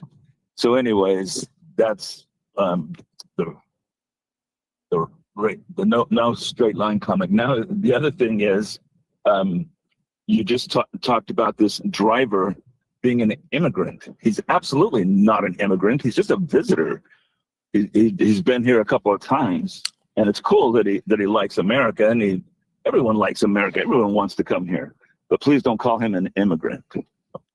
Well, I got the impression he lived in the United States. because he wants to build a family here in the U.S. That's what he says.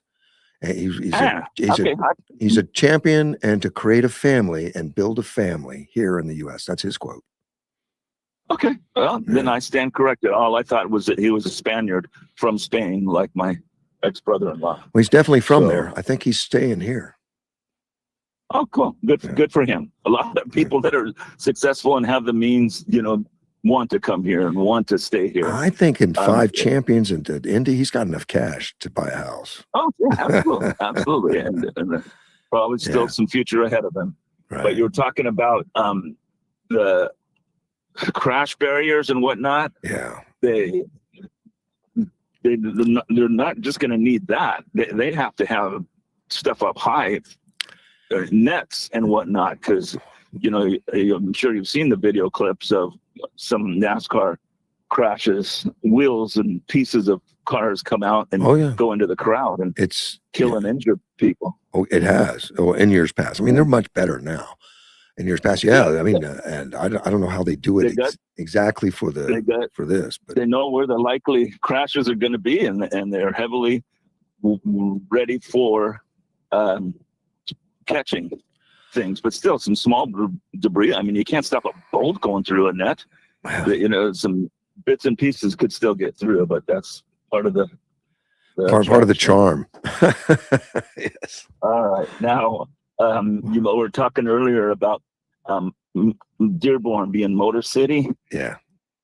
Incorrect, sir. Well, I know it's Detroit, but they still have a lot of car stuff in Dearborn. Do you remember Kiss's song Rock City? Yeah. It was a play on the words. Oh, okay. All right. Real quick. I got to answer the other dude. Talks about a silent majority being 98%. I mean, let's start this off. But what fantasy world or what pills has he taken that he thinks that the silent majority is 98% conservative Republican? I mean, I don't believe that either. That's his belief, and I'll let him have that. But I would like to think it's that high, but it's not. I don't think so. And then the other thing is he thinks there's a possibility, even a remote possibility, of taking both the House and the Senate, which would be basically keeping both the House and the Senate. And we know that historically, the midterms, the party in power in the presidency loses at least House seats. No, so, not every year. Most time. It's I didn't think. Pardon me? Not every year. I agree. No, not every year. It's the trend. Oh yeah, it's common. It is common, and I think Obama lost like 60 or something seats, and that's just remarkable. But looking at the map, it's still going to be tight. I mean, he's not going to lose 60 seats at all, and they may actually hang on to seats and hang on to the majority. That's a possibility, particularly with some of the redistricting that's gone on. I think you were talking, maybe it was yesterday or maybe it was another show I listened to talking about how there's some things in play this year that just kind of lean favorably towards Republicans. And so hopefully it won't be a bloodbath. Potentially, but it comes down to voters. I really, from what I've seen, I think the Senate's going to stay red for sure. For me, I think that. And the House has a chance. The House has a chance. Sure, but could we also lose a couple of senators, but still be in the majority? What do we got? Like 53 now? Yeah, 53. Well, so we could lose. Some of the maps I've seen says that we're going to actually gain one. Okay, cool. Now again, these are polls and these is early, and you never know what's going to happen in the next few months. But I don't think it looks like a negative loss, and I think that the Democrats understand that, and the people they've been putting out there with these socialist people, even the Democrats don't want to support them. Yeah, I got you. Yeah, if we can keep it from being a bloodbath, I'll be happy with that. And my I'm not expecting a bloodbath by any means. They may lose the House. It's a possibility if we don't pay attention. Definitely know that President Trump and his party and MAGA are not popular with a large portion of the voting public. And one of the problems is we don't get out and vote in midterms because there's no big ticket, there's no big name. All of those things are true, but Republicans don't. when you say not popular in a large portion, keep in mind he got over 50% of the vote, and I think that 50% would still vote for him. So it's not the majority of people, but it is a very loud portion, and it's all the mainstream media. I hope so, and I hope that the trend is bucked this year, and if we could gain seats in the House, that would be a miracle in my opinion. But if we could hold what we've got, it's happened before. An incumbent can gain seats. It's just not common. I'm not talking about before. I'm talking about this year. Yeah. I'm hoping it's not a bloodbath. I would love it if we gain seats in the House, but I'm not really going to hold my breath expecting it. One last thing that he was talking about. Why don't we be more vocal, more strong, more aggressive, blah, blah, blah. Bottom line is Republicans, conservatives are more known to be gentlemen lawyers, gentlemen in temperament, not fighters, not street fighters.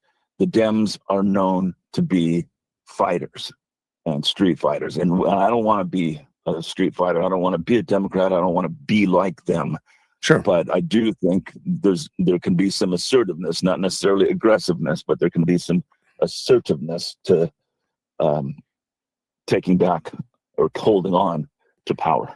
Mm-hmm. All right. Thank you, sir. Bye. Be good. All right. That was Mad Mike, not to be confused with Angry Mike. Edward sent me a map of the actual layout of the Grand Prix that's going to be happening. I don't know if Edward's going. I would assume he is. He tends to show up at these things. I know George is going to be there. The United States Capitol is right. I mean, the start and finish is going to be right in front of the United States Capitol on 3rd Street. And then the first turn is turn on Pennsylvania. And then it turns a hard left on 9th Street. And I mean, it's more than 90 degrees. More than 90 degrees because it's funny shaped roads. Goes for 1 block and then takes a left for 1 block around the National Gallery of Art Sculpture Garden. And takes a right on turn 4. And that's 7th Street. And it goes 3 blocks, takes a left on Independence. And then there's a slight turn left and another slight turn left. And then it's right back to the finish line.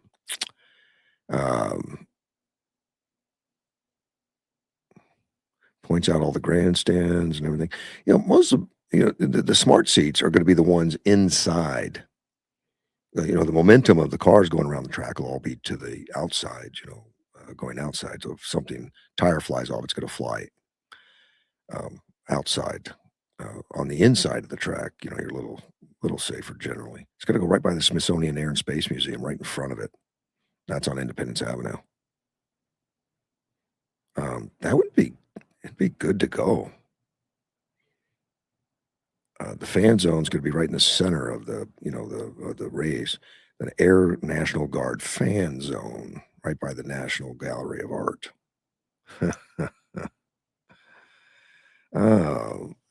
First time ever. Well, hopefully it's a big success and they do it again. I think it's good. This Chucky Mask guy. I need to finish up. He's asking this geography one, are you ready to die? And that's why this guy needs to be put away. That's just not, that's going to change people's lives. 5:30 in the morning and you're jogging along and somebody in Chucky Mask says, do you want to die? It's not good. It's not funny. I mean, I think this guy's doing it to get he thinks it's going to be funny. It's not. Well, they actually know who he is because he was spotted inside a suburban station by two Southeastern Pennsylvania Transport Authority police officers in a golf cart. So the officer told him to remove the mask, and he removed it, but still had concealed his identity because he had a COVID-style mask under the Chucky mask on, which he didn't take off. But before they spot him, before they spot him, he's running around attempting to engage other people to scare them down at a suburban station and all that stuff. The officers then followed him when he got away, evaded him, boarded a bus, went back home. They know who he is, though. And they're out looking for him. He took the bus, placed the mask in a backpack, and arrived at his apartment complex, according to authorities. So they know where he lives. Police officers were able to identify Hughes along with two other suspects. Smith said he believes Hughes initiated the spree for his own sick personal amusement or to create or monetize social media content. Well, he's getting the attention he wanted. That's good. He's getting some attention. This is an opinion piece.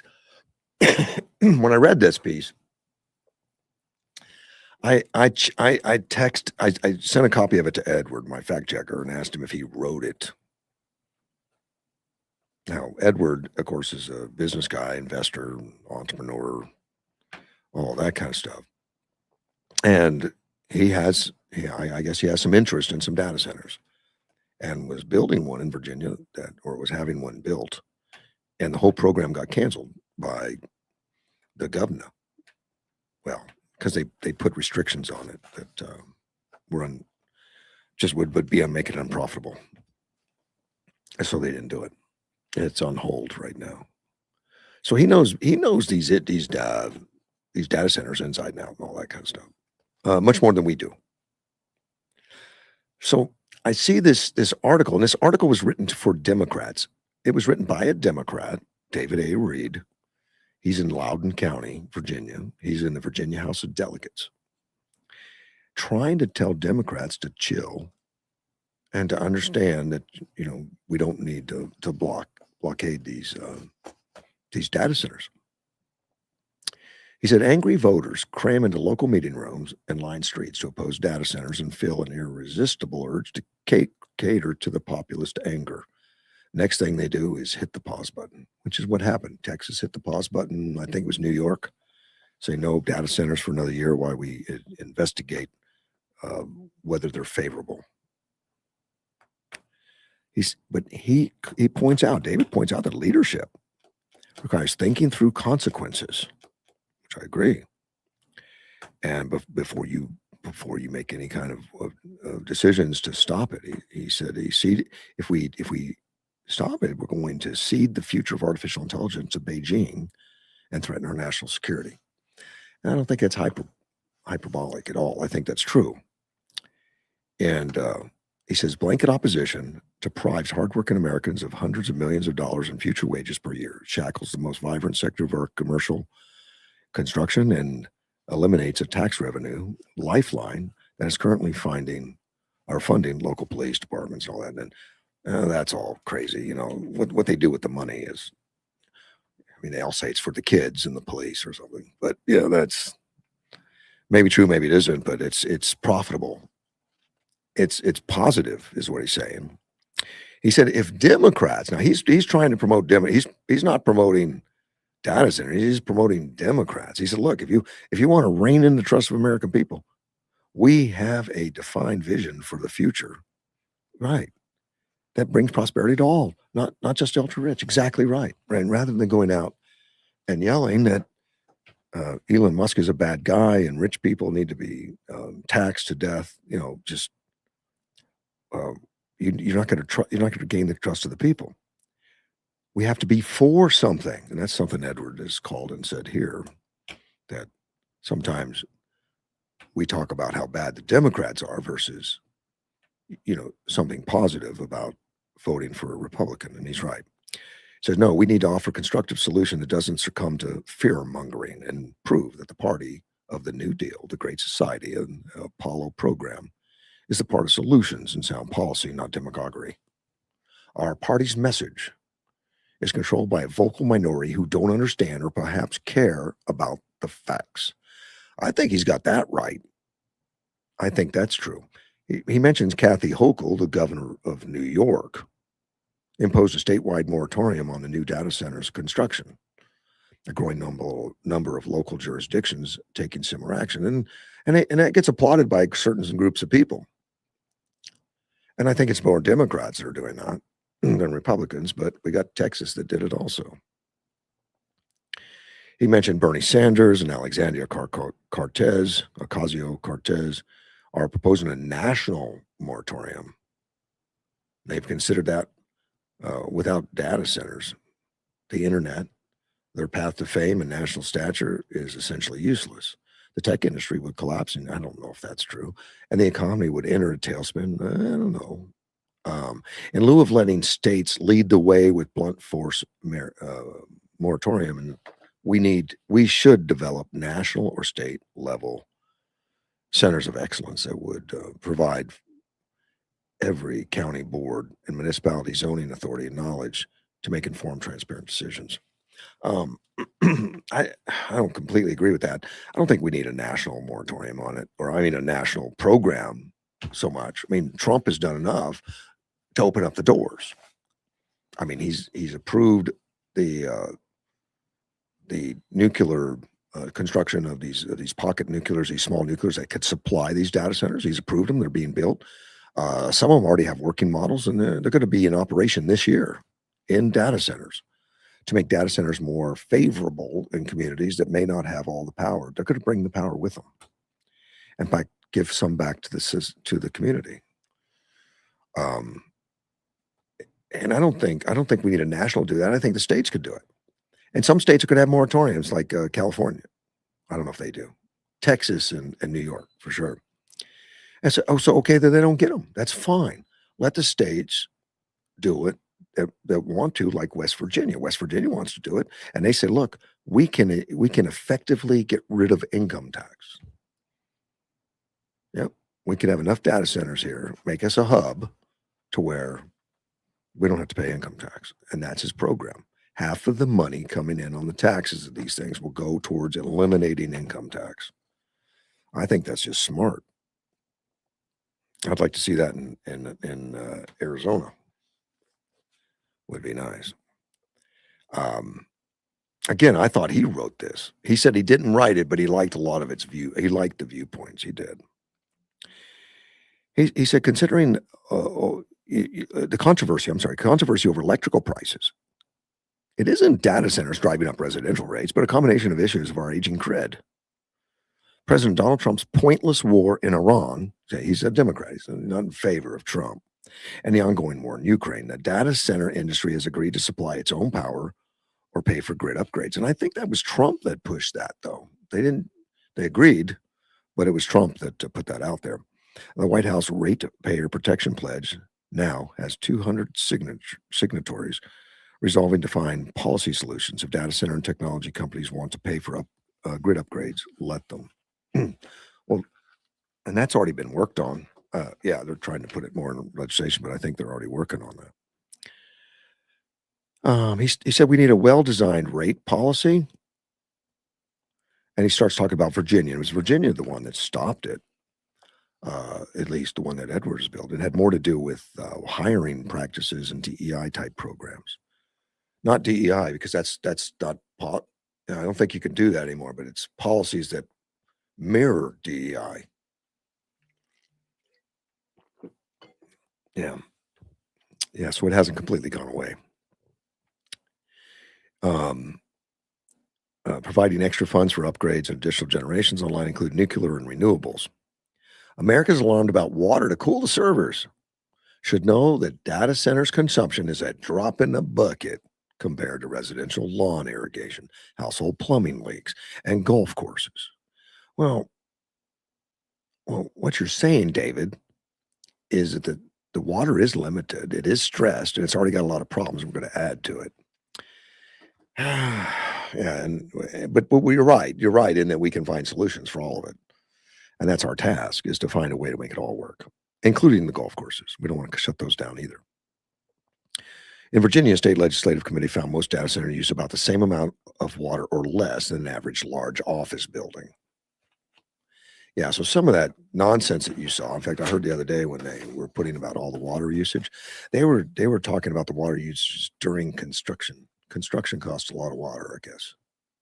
I don't know for what. Maybe they're mixing the concrete or doing or washing down stuff. I don't know. Maybe they use a lot of water to when they're digging holes in the ground to keep it wet. I don't know. Apparently, there's a lot of water in the construction. Newer data centers use treated sewage, closed loop systems, recycled water over again. These are all decisions that localities should mandate. Exactly right. This Democrats making a lot of sense. But it's stuff we've all talked about. But now he's put it in writing and sent it to Democrat friends and saying, look, stop doing this stuff. As far as backup diesel generators, and I think that's been one of the complaints of noise, trying to think of where the noise comes in. He said are dirty and noisy. These generators run about 20 hours per year. That's only for testing. And they do run backup. A lot of these data centers have to have backup. They can't afford to shut down. I mean, it's like shutting down the internet. So they do have backup to make sure that doesn't happen. Then, of course, if you had nuclear power there, I don't know if you need a diesel generator then. I mean, that thing's good for many years. It's probably not going to go down. Probably in a diesel generator. So the diesel generator they're talking about, they're not like the little ones in your garage. These things would be like a tractor trailer like thing, big ones. To be able to put out that kind of stuff. They've got them up in Palo Verde. Lots of diesel generators like that are huge. They're pulled around by a tractor trailer, big old cat, and they'd be loud. There's no question. Of course, Palo Verde's out in the middle of nowhere, and it's not going to have any neighbors complain. Northern Virginia data center hub is the cleanest in decades. They're talking about EPA air quality. It's the cleanest in decades, and it's a data center hub up there. Unfortunately, Loudoun County, my home for the last 26 years, and this was David writes, the Board of Supervisors made a poor decision to permit data centers in areas previously zoned for some office space within residential areas. Well, that makes sense because I've heard there's some noise issues with some of these.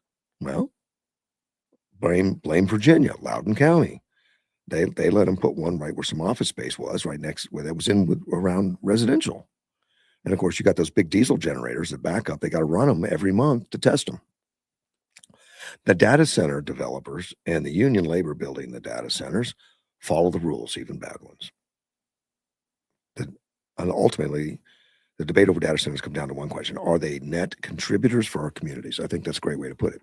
I think yes. And I've had people ask me about data centers here in Yuma, Arizona. They say, well, how much food does a data center produce? Like that's the criteria in Yuma in order to open a business? I know lots of businesses don't provide food. God bless our agriculture industry. We embrace them. And I want them to keep doing it. I don't know that we need another one. I think our guys are doing a great job, but we do need other industries other than just that.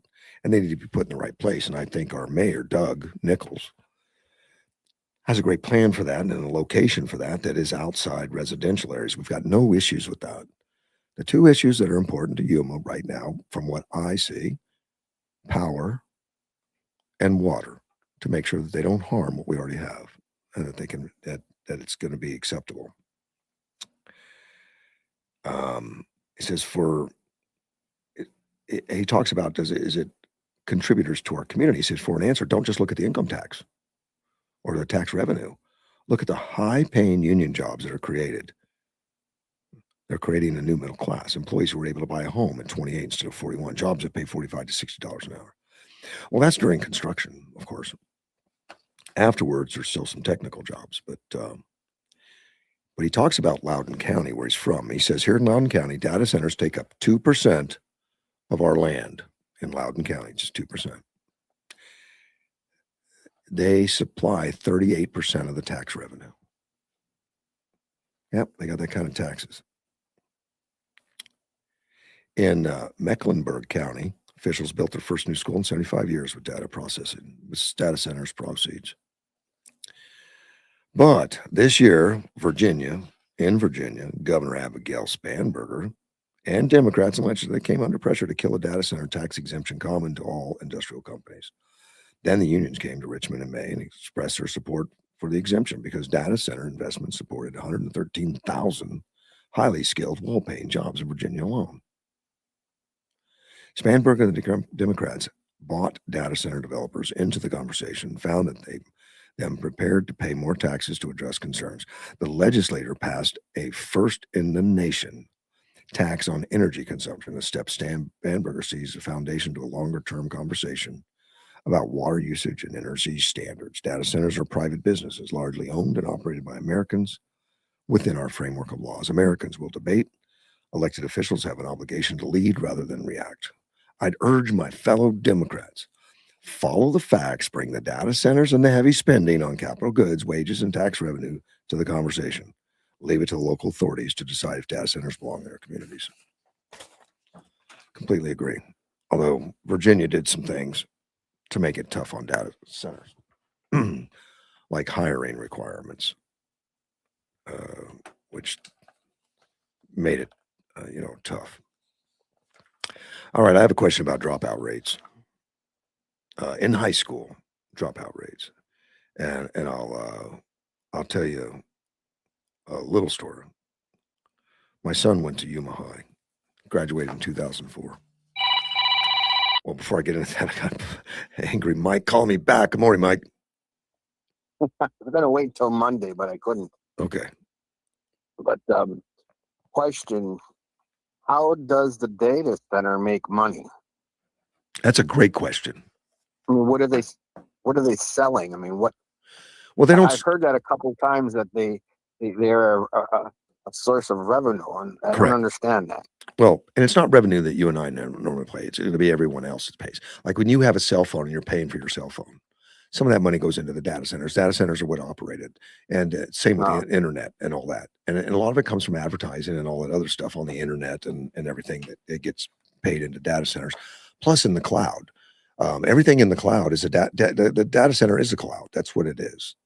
It stores all those family pictures and all the stuff that you pay for. And some people pay, so much money a month to keep stuff in the cloud, in the system.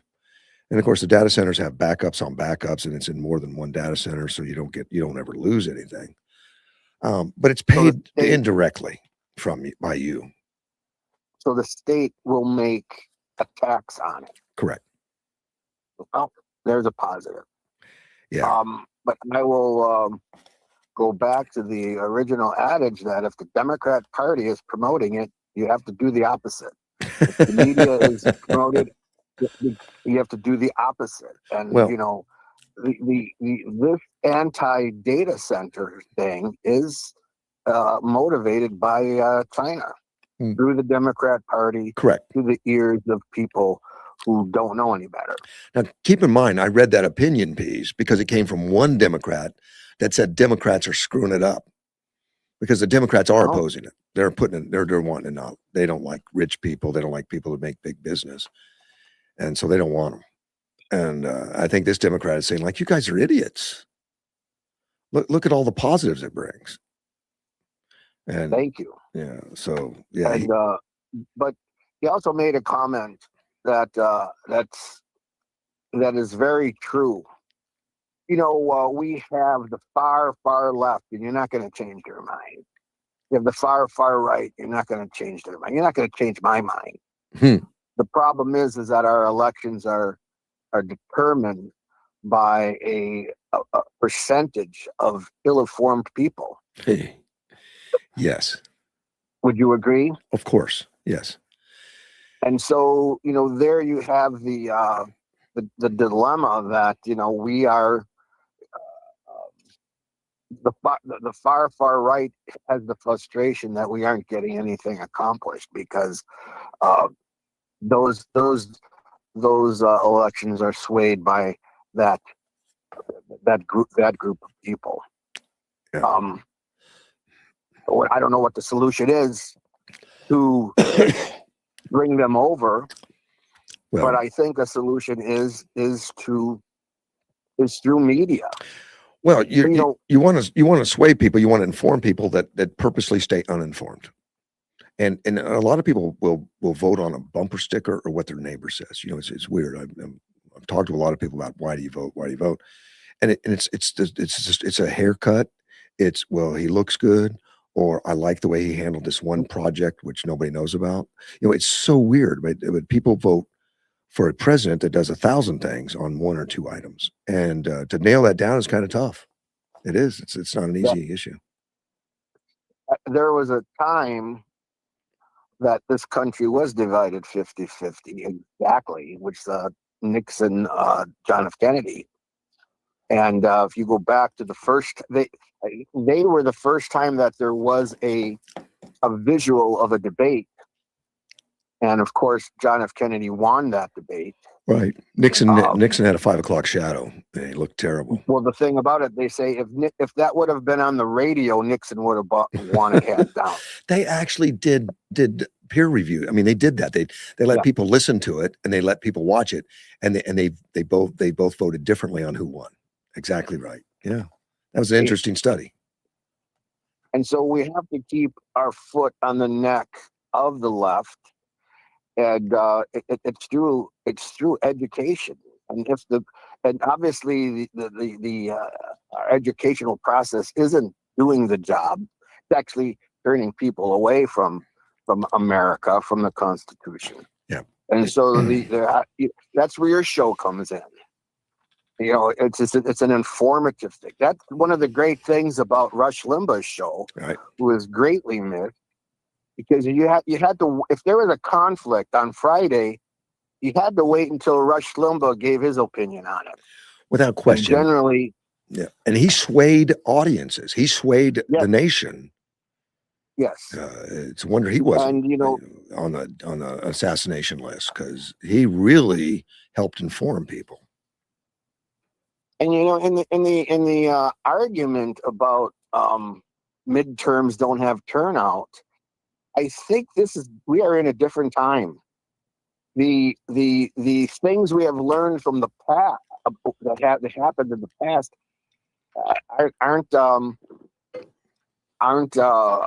cannot be used right now as a gauge.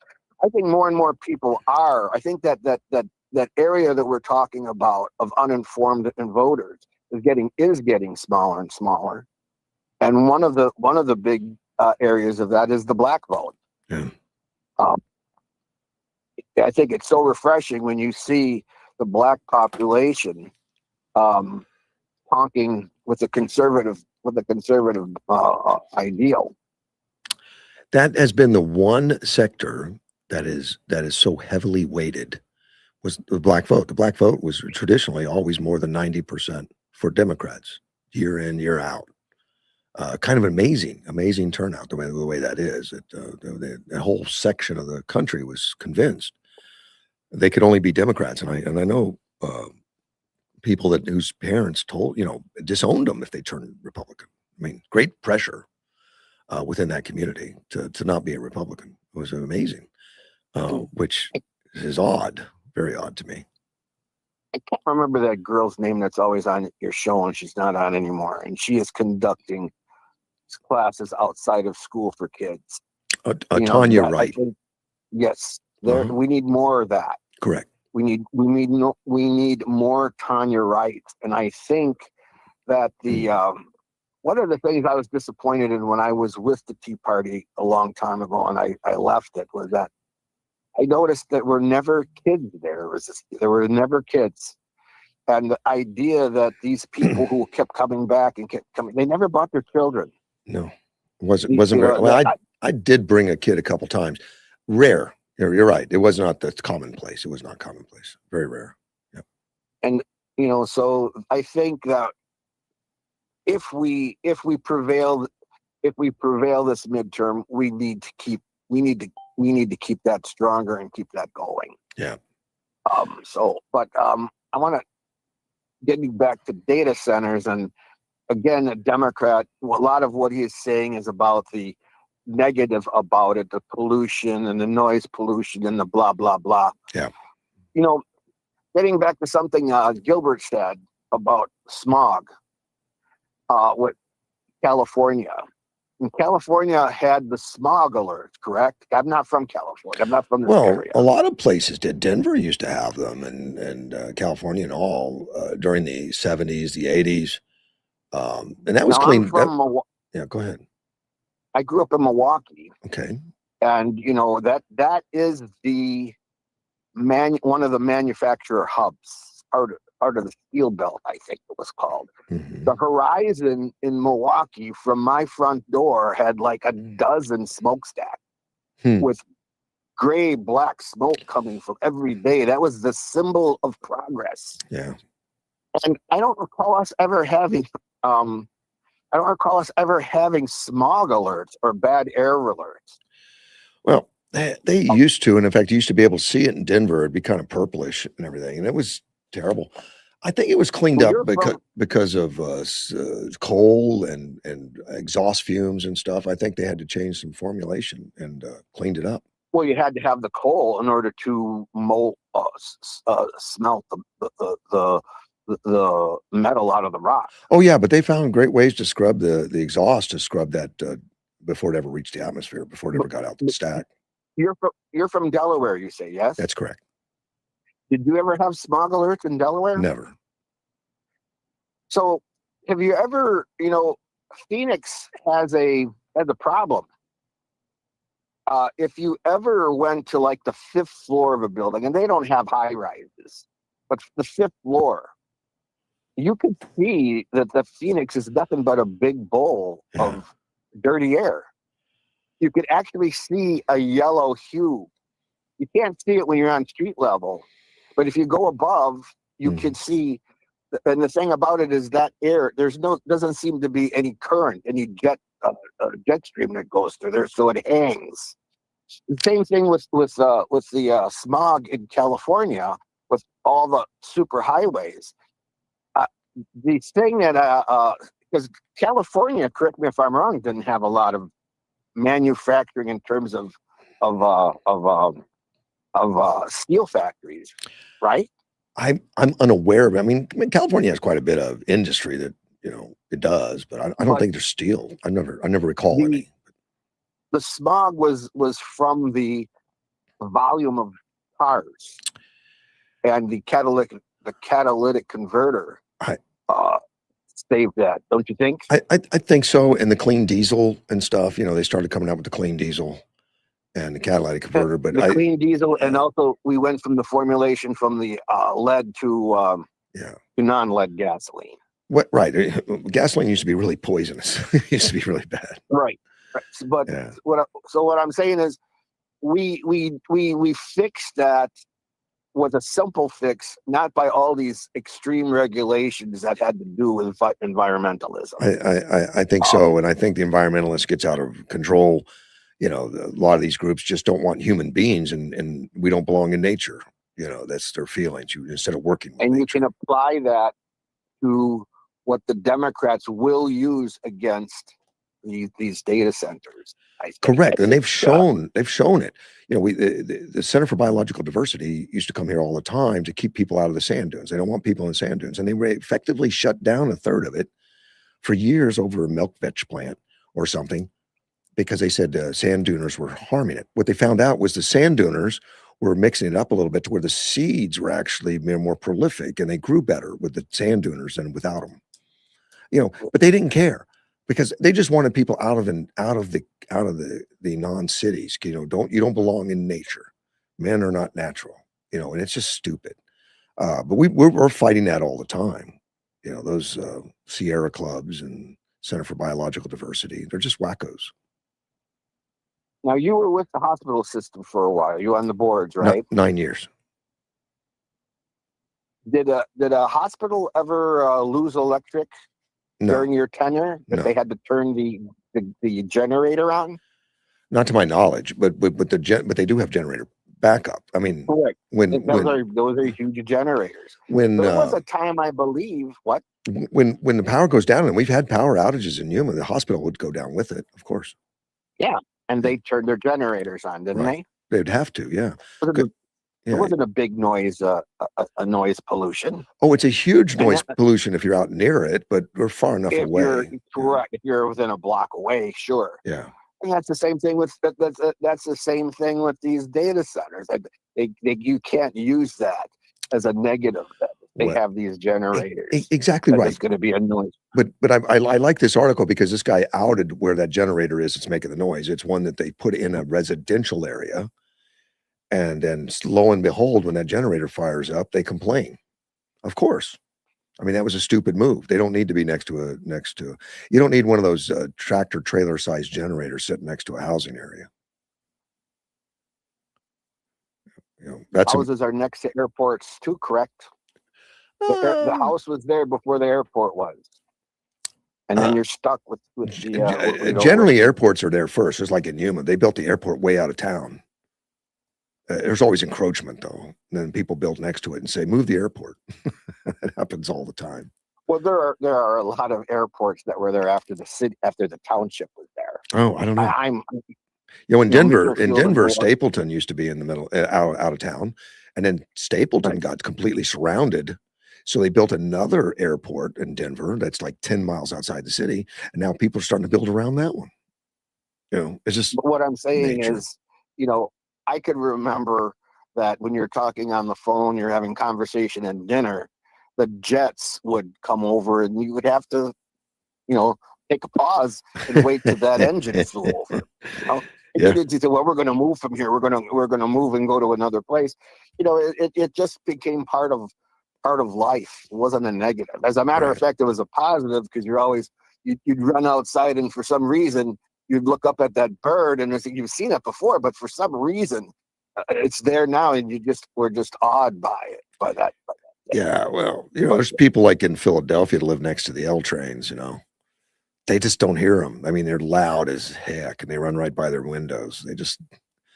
They choose to rent there, I guess. I don't know.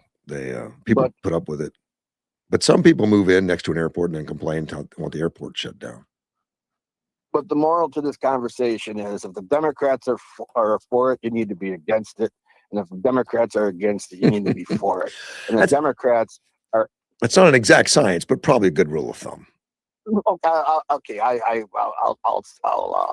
take that. Okay. But the Democrats are they are the arm of China. And China doesn't want us to have that. They want it for themselves. So we need the data centers. Yeah, we do. Don't be afraid of it. Yeah, we do need them. And I think Elon Musk was right. He said that, well, it's fine. If you don't want one in your city, then we just turn off the internet there. Yeah, but aren't they talking about putting the data centers up in space? Yes. Where it's always cold? And well, yes, it is not really cold or hot. It's nothing. And heat doesn't transfer. So if it's hot in space, it stays hot. It doesn't really transfer. Oh. And it gets hot real fast from the sun because the sun will heat you up real fast. If you're in the dark, it's real cold. So yeah, it'll go like 250 degrees below zero and 250 degrees above zero real fast because of the sun, not because of space. And damn sun. And it took a while for me to figure that, to absorb that. But I thought, well, it's so cold that it would be easy to get rid of the heat. Well, not really. Because we radiate heat because of the air. They don't have air to radiate it out. So, but there are ways, and they're working on them, and I think they're going to figure it out. I'll stand corrected. Thank you for correcting me, sir. But so I'll say, for the most part, what the Democrats say, you believe the opposite. For the most part, yeah, is my caveat. But they're looking at space. They're also looking at the moon. Of course, and that's Elon Musk's brain working. That's him. And they have been testing. He's on our side. They have been testing it in space, by the way, already. They've been testing some coolants, some gels that go into space on a way to use that coolant. And they have to work on the shade and the sun. Right. In order to make it work. They need the sun for the power because it powers everything. But they need to cool things, and that's going to be in the shade. And how that works, I'm waiting until they get the engineering done, but we'll see. Well, I'm glad he's on our side. Yeah. Oh, I'm glad we have him. But I was going to wait until Monday, but I thought, well, I'm just going to get you one last time. How much time do you have left? Can I call back? I probably. Yeah, it's fine. Yeah. I answer the phone, so whoever calls, I answer. I don't ever block anybody. You have a great day. You mister. too. Bye bye. Yeah. See, I don't block anybody. Yeah. The Elon Musk, is one guy that I've never interviewed. I'd like to meet though, and he's a friend of Edward's. The guy that calls me, Edward, is a friend, and he does a lot of deals with Elon Musk. I never see him. Well, there's George Braun, Mr. George. How are you? Hey, good. So, is today the race or tomorrow? So Sunday. Sunday. 1 o'clock. Okay. Time. I'm sure they're practicing now. And they actually, we checked on it. It's only going to be professionals, so it should be safe. Your fact checker, also known as Crash, is not allowed on the track. Well, of course not. But if he found a way to get his behind a wheel, he'd do it. And that's why they need to keep an eye on him. Well, what did his daughter said? They'd have to bubble wrap the track. No, they have to bubble wrap the fans. Is what they have to do. Is bubble wrap everybody. Oh, this is really cool, Doug. I got to tell you this. This is, the media center is in the old museum building. Yeah. And so they've taken over the 8th, the 9th, and the 10th floors. Oh, so that's where you'll be? Yeah. Well, they've got a VIP section even because we had one of the guys that was originally supposed to be our photographer couldn't make it. So I changed that out. And in order to do that, I had to meet with the top guy, who's just a good old boy. And, we hit it off, and he used to do radio a long time ago. Uh-huh. As a matter of fact, Ed Martin, the top pardon attorney, did radio a long time ago, I found out. And we're going to have him on.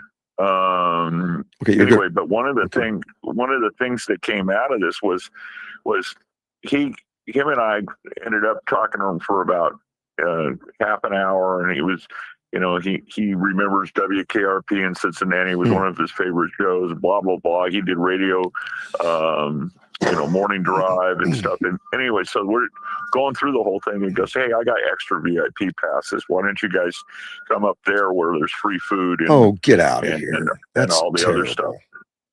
And I said, well, I guess we could go there, Yeah, I guess so. With not being, messed with the elements and everything else, this is just going to be fun as crud.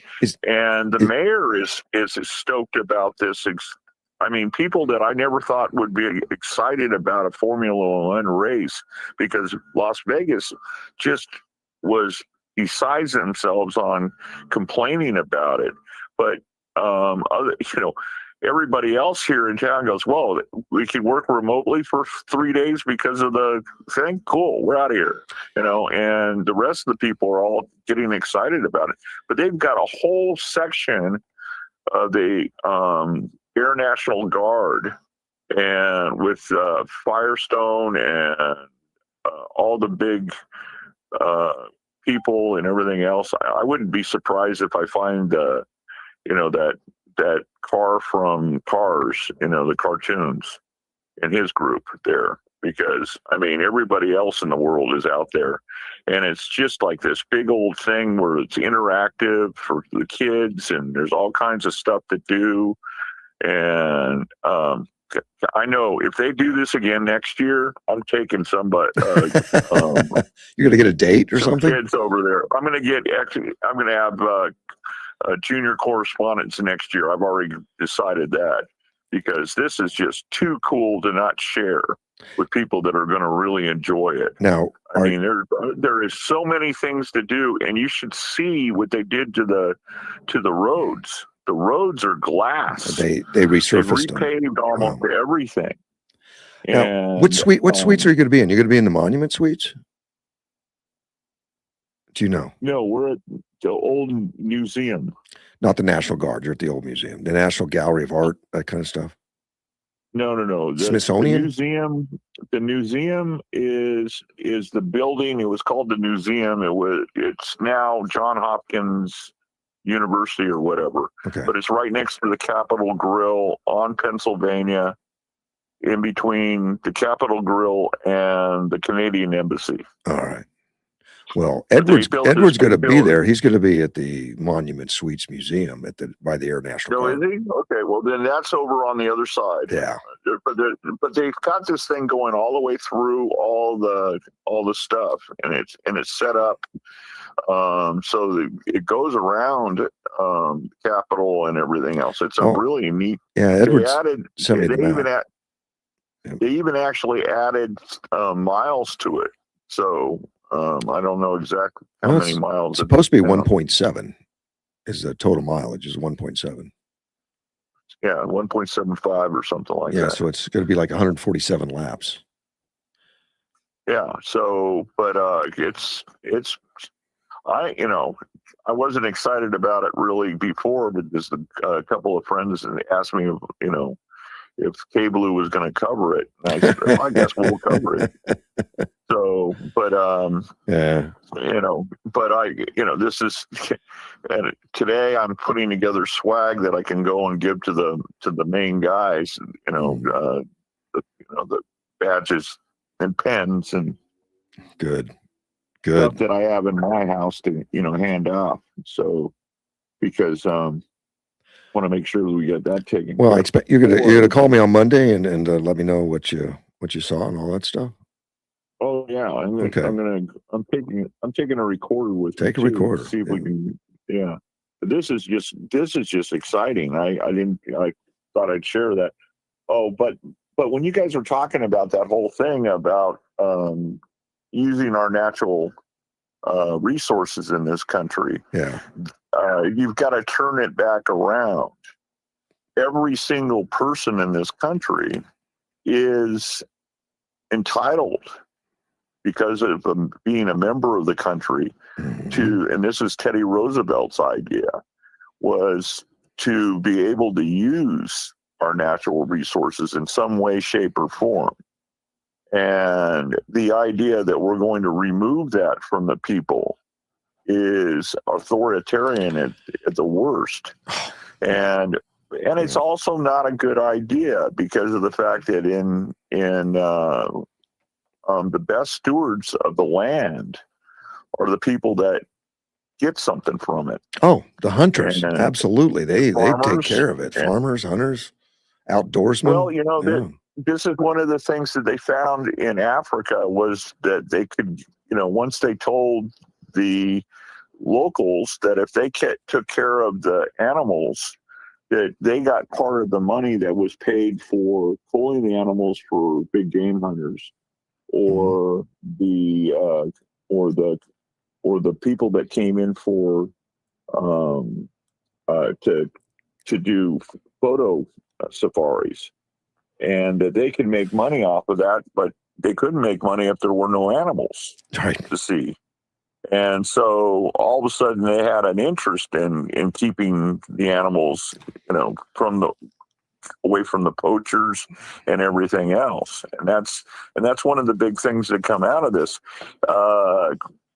People on the East Coast don't really understand this, but when you think about Nevada, it's like 80%, 90% owned by the government. And that's a lot of land that isn't taxed. That's correct. It isn't used. And, and that was one of the things when I used to say that well, why are you selling this in San Diego? And they go, well, if we sell it, then we're making something off of it because somebody has to take care of it to come up with the taxes.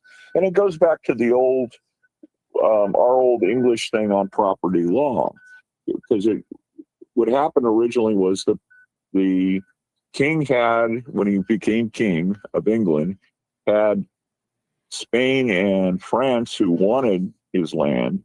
He had no money to pay these guys, but he needed an army, and he needed taxes to build the thing. So what he did was he gave the land to the guys that worked with him, made them lords, the landlord. And he said, okay, and you have to, in exchange for this land, you have to give me a certain number of men for my army and a certain amount of tribute or taxes so that I can run the country. And I will protect your deed and everything else. And that's where property law came from. Your title will be protected by the crown. But then, in order to, and this is how you learn the law. Well, how do I sell it back and forth if I need to do this? Well, then you have to have contracts. And well, what happens if somebody dies? And that's where wills and trusts and estates came from. And well, what if somebody beats up somebody or whatever like that? And that's where tort law came, which was basically the chancery court, bishop's court. And so all of this comes from the fact that, you need to be able to use the land to its highest and best use. Now, if you were a lord and you just got drunk and fooled around and didn't do your job, the king would come in and give you a warning. And then if you didn't do it, then he would come and put another lord in charge of it and remove you because you weren't doing your job. And so there was a, as far as it all goes on this whole thing. But yeah, it's just an interesting thing because of the fact that when these environmentalists stopped clearing brush and stopped, okay, first off, we weren't spraying the beetle, then the trees died, then the trees rotted there, and then the brush wasn't cleared, and all of a sudden you have a major fire caused by a lightning or whatever, or what we now know is most of the climate change fires that we're seeing are caused by arson, by these same people who are going out and starting these fires so that they can say, look, climate change is causing all of this. France said that 80% of their fires. Now we know that Pacific Palisades in Malibu was primarily arson. Yep. And I wouldn't be surprised, and we need to talk to our fact checker about this because he knows more about it than I do, but Maui, has that been rebuilt? I don't think so. No. And was it caused by somebody doing something?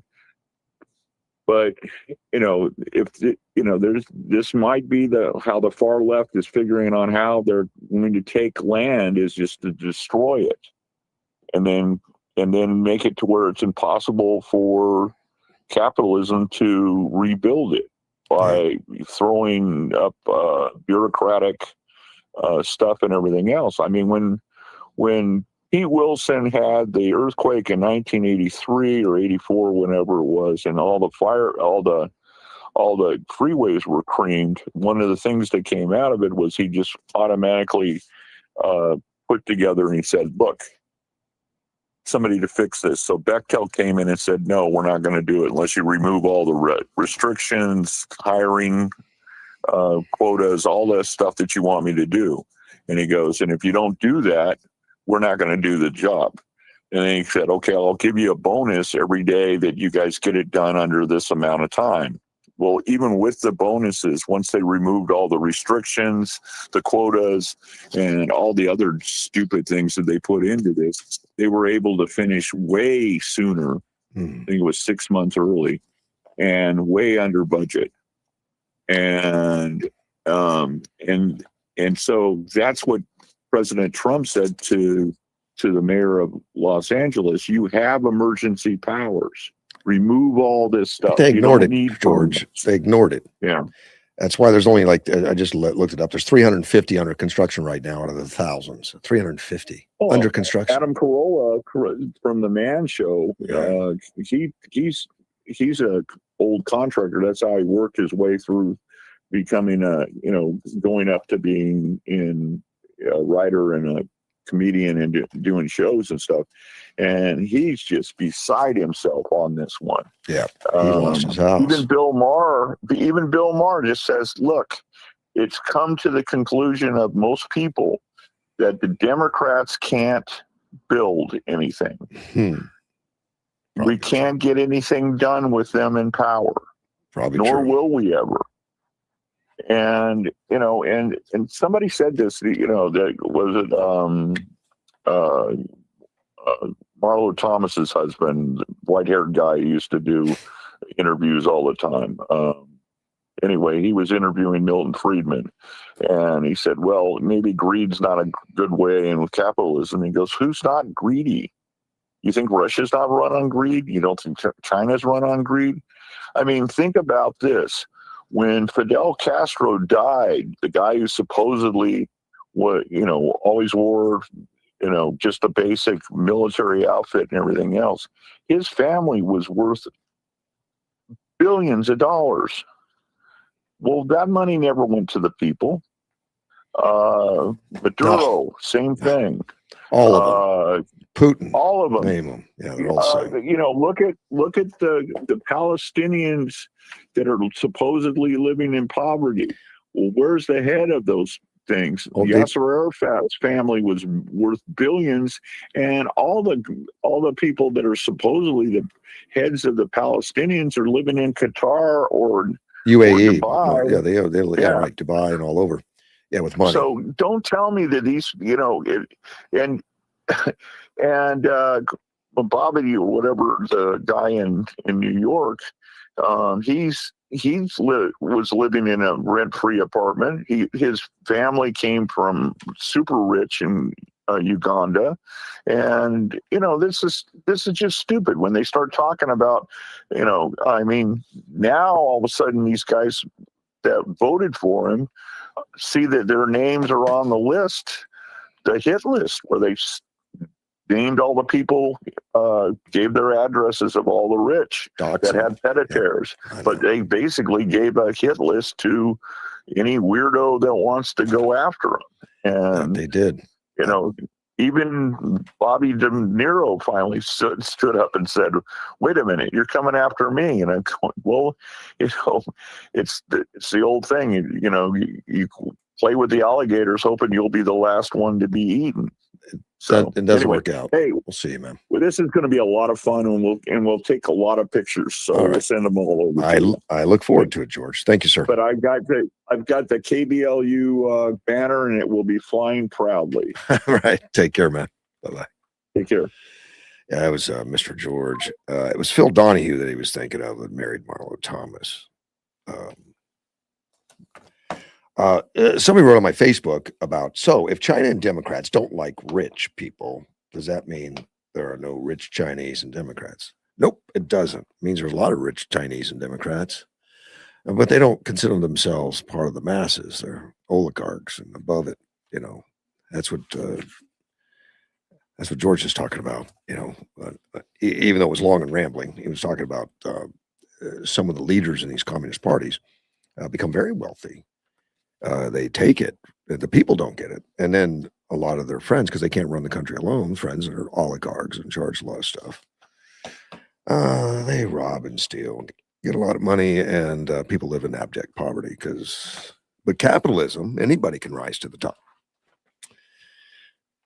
Other than that, you better be a friend of the socialist leader, friend or family of the socialist leader. Otherwise, you're not going to make it. Capitalism, it's open to those that are going to work hard. And sons and daughters of capitalists, rich guys, they can lose it all. It's not a guarantee, man. They got to work. Let's talk to Mr. Gilbert. Good morning, sir. Hey, I'm a little late calling you today, huh? And I was getting worried. Yeah, right. By the way, we always allowed kids to come to the Tea Party. Oh, I know. We never turned anybody away. Oh, no question. Was that angry Mike again? Well, I think he just made a point that he didn't see them, and it was true. We didn't see him that often, but we didn't see him. But I brought again, some. Then again, what was the age of most of the people that were in the Tea Party at the time? Gosh, I don't know, 50. I don't know. 50, Yeah. exactly. So most of those that were there, the kids were all already gone from them. But we never told anybody they couldn't bring their kids in. You know, we I know Tanya brought her kids in there. sure she I know did. a few other people brought kids in. Hell, we did scholarships for kids. Yeah. Oh, I brought in my daughter at times. You know, my son never went, Yep. but my daughter. He was too busy. Yeah, yeah. But yeah, so we did kids in there, so that was never an issue. I was talking to somebody this morning. We're doing a flashback now, Russ. Okay. What is your take on how the towers came down? Airplanes. You see, now this young man believes that there was bombs or explosives planted down inside the building. That is a popular conspiracy theory. Yes. He don't believe it's a conspiracy. It's a fact. He goes, it's the way they came down. I understand. And he's sort of right. The way they came down, that's what explosives do, right? Well, yeah, when they explode a building, they do it specifically so it doesn't tip over and fall forward. It comes down straight down. Just like the way the buildings came down. That's correct. And they did. They came down the exact same way. Absolutely. Yeah. Yeah. That doesn't mean it was. I don't think it was explosives. No. I don't want to think that way. Well, I don't want to. If it's true, I don't mind it. You know, if it's true, it's true. But what do you mean you don't mind it? I mean, if it's true, I want to know the truth. If it really is explosives, show me. You mind it if it is true. No, don't. I mean, if I want to say whatever truth is. The only truth I know right now is airplanes. That's it. No, my question is when you said I don't mind it. Yeah. So if it was explosives, yeah, would you mind it? I don't mind talking about it if it's explosives. I don't think I want to live a lie. I want to. No, I don't. But I would mind it. I would mind it if it was true that there was explosive in there. I would mind it. Yeah, but that would be a hell of a coordination to make sure the planes hit and explosives went off at the right time and all that other stuff. So. Oh, remote control. Remote control. Yeah. We know that. Russ, you know that. Well, remote control.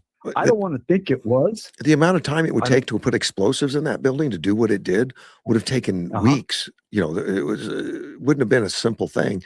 And you put those explosives on the supporting beams, which means they're not even exposed normally. You'd have to bust out the walls and put those things in. Somebody would notice. Somebody would. Yeah. The workers could have done it. Of course, they could have done it, but it wouldn't have gone unnoticed. I don't want to believe our government was involved in that. He felt that our government was involved in that. Yeah. I go, are you saying that George Bush was involved? He goes, yeah. I don't think so. And I think our government does a lot of bad things. They've been involved in things that are upsetting, like, you know, the Russiagate and all the other stuff, which our government knew and our intelligence agency knew was a lie, and they didn't do anything. And I upset about that, but I don't think they blew up the building. Our government's worse than that. One that Vietnam was a hoax, the way it started. Yep. But we were patriots. Yep. We were patriots, and we wanted to fight communism. Right. Another thing was, why were we, when everybody was telling us it wasn't Afghanistan, we went to Afghanistan and not Iran. Even though everything pointed towards Iran, we went into Afghanistan. I can't remember exactly. Is that where Khomeini was hiding or something? I don't know what the exact reason was now. I but stuff like that. But anyway, Russ, I did have a good night's sleep. Woke up at 2:00 this morning, and I was up for a while. And then I fell back to sleep, and I woke up late. Well, good. You needed to sleep then. Yeah. Hey, how about that rain, huh? It rained hard at the house for a moment or two. Yeah, it did. Well, I can say that we didn't have pigeon piss out here at the foothills. We actually had some rain. Yeah. In our house. Yeah, we had some rain. And the wind blowing, the rain was going sideways, coming in from the east. I think you can expect more of that if this El Nino thing is working out. The super El Nino. We're going to probably have weather all through the rest of the year. That's going to be a little tougher than normal? Well, all I can say is, thank you, Lord Jesus Christ, for the rain. Now I can go out there and exercise by cutting up weeds. Oh, good. And I'm sure all the little animals and insects are going to be happy in the flowers. Oh, yeah. But like I said, we were laughing about it. Oh, it rained really good. Now we're going to have weeds. Good. Give you something to All do, right, man. Yeah. Take it easy now, Russ. You, sir. Later. Bye-bye. Bye. It's Mr. Gilbert this morning. I started talking about the high school, Yuma High, the dropout rates. There was an article on that on the Yuma High School. My son he graduated from Yuma High in 2004. And I was involved with some of the schools, and working, because I was on the radio and I was doing some work with superintendents, discussing stuff. And it was told to me that the dropout rate was very good at 2%. So I asked a question. I said, is that 2% per month, 2% a year? I think it was 2% a year, which I said, they can't, that doesn't make sense, because my son graduated in 04. I don't know, it was like 400 or 500 students that graduated. But he had the largest freshman class, like 1,000 kids. So like less than half at the graduation. I said, how do you figure 2% if less than half graduated? And they said, well, some people just transfer. Well, I thought it was all fishy myself, that somehow, I don't know where these kids are going, why they're transferring out, no one's transferring in. But anyway, I just didn't believe the numbers. I thought, someone's playing with the numbers. So I see this article this morning about the Yuma High School district announces all-time low dropout rate, doing the best job ever. At a time when I kind of doubt it, because I think we've done our kids some harm with this COVID and all that stuff. And the dropout specialist, Arisby, I don't know if I got that right, Garcia, she's a specialist. It's her top priority, and I'm glad we have those. And she wants to work with students, whether it be at home visits, one-on-one conversations and stuff like that. And I think it's great that schools have somebody that is going to help with those issues, because you don't know what kind of influence these kids are having at home or in other situations where they need some help to make sure they get through school. And I think it is important to get through high school. But they're claiming a 1% dropout rate. The average in Arizona is 4%, which is very low. For me, I think, wow, it seems higher than that. That means 4 kids in 100 is all that drops out. I swear I look around and see more than that. But I'm always shocked about the size of the high schools, like how big the freshman class is, and then how small the senior class is, always smaller. And noticeably so. So if it's if a freshman class starts out with 1,000 and they only lose 2% a year, they're not going to get down to 500. I don't know how they do that. It's new math I don't understand. If it's 1%, it's amazing. That's amazing if that's true. That means something like 94% is going to graduate, and that's not been what I've seen. So I don't know how they do that. I don't know how they do that math, unless maybe these kids don't want to go to the graduation ceremony. Maybe that's it. There was a Yuma, father-daughter ball. I didn't know. I don't know that I've noticed it before. It's probably been around for a while. It's put on by the city of Yuma. It's going to take place at the Pivot Point Conference Center Saturday, September 12th, from 5:30 to 8 o'clock. Semi-formal. I don't know what semi-formal is in Yuma. Is that a clean player blue jeans in Yuma for semi-formal? Dinner dancing to celebrate special moments between fathers and daughters in Yuma. Each daughter will receive a flower and enjoy some music from the DJ. Wanted to have the opportunity to celebrate the special relationship the girls have with their dads. So the event is just focused on having time together, setting aside a special night that the girls can get dressed up. That's Marilyn Lemmel. She's a program supervisor for the city, Yuma Parks and Recreation. Their dads also tend to get really dressed up, and then they go out for a night of dinner, dancing, and it's a really good time. Tickets are $60 for each father-daughter couple, plus $20 for an additional daughter. So you can take 2 daughters or borrow one, which is nice. It's taking place at the Pivot Point Conference Center. So you have dinner there and dancing to celebrate time with your daughter. $60 for the couple. That sounds like a good price. Gonna have a DJ. I don't know if they'll play request. Why not? Article on migrant deaths. I'm always interested. The border is a dangerous place, and there's always been deaths at the border.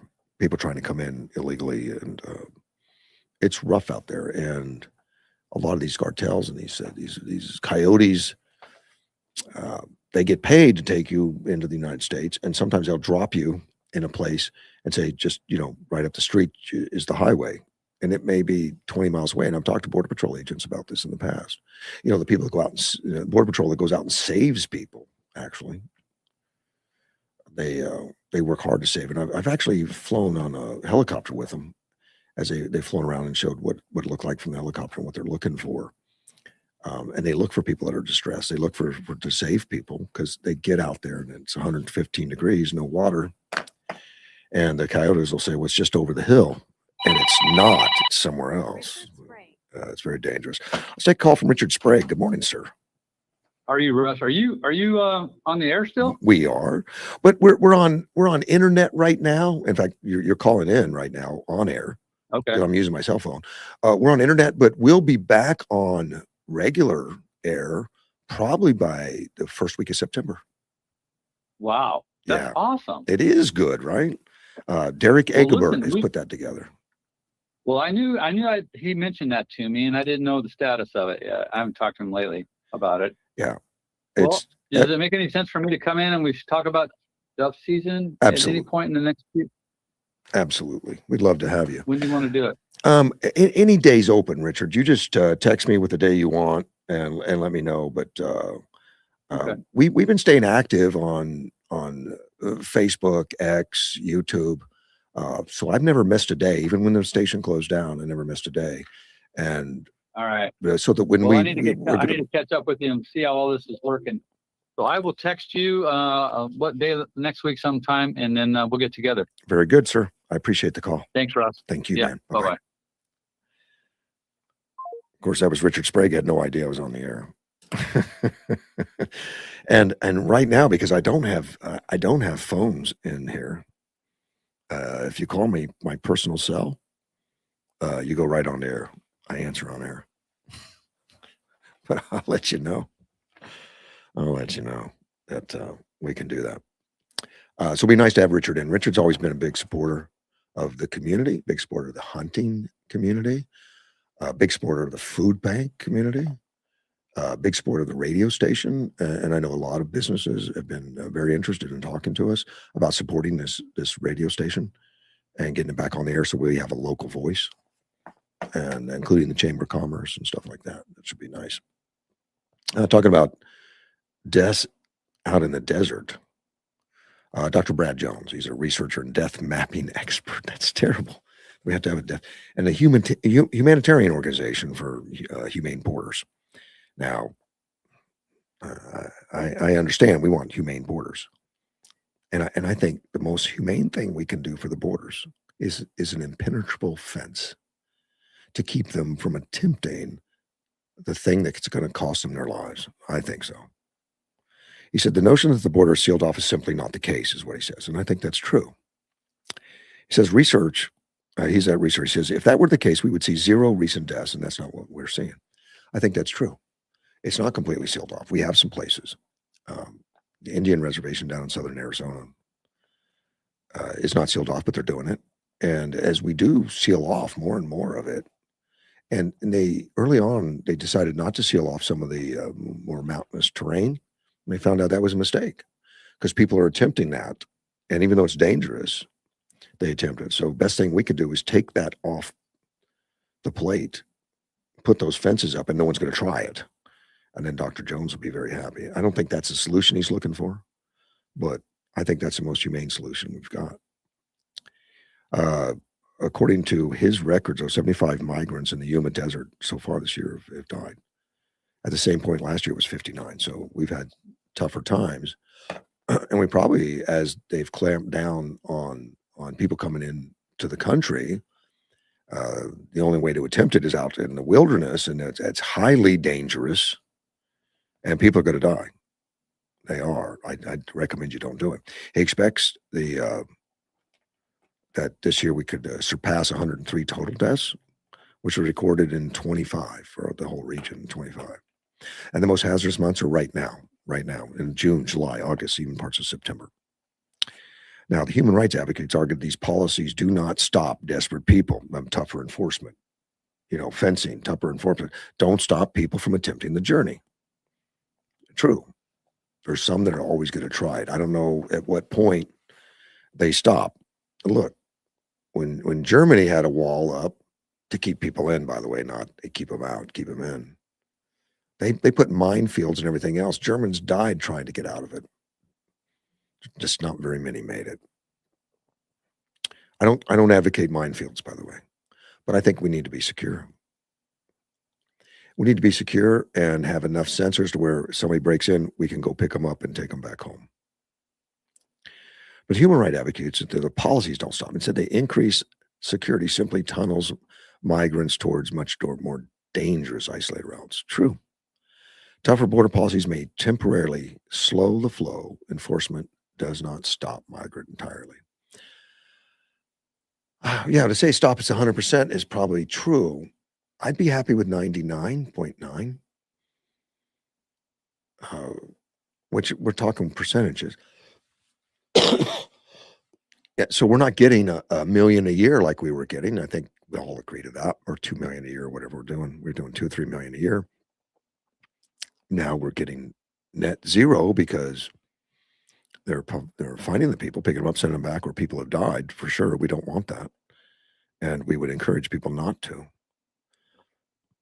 So he's saying it forces people to be desperate to come into the United States, and then you die a horrific death, exposure to the desert.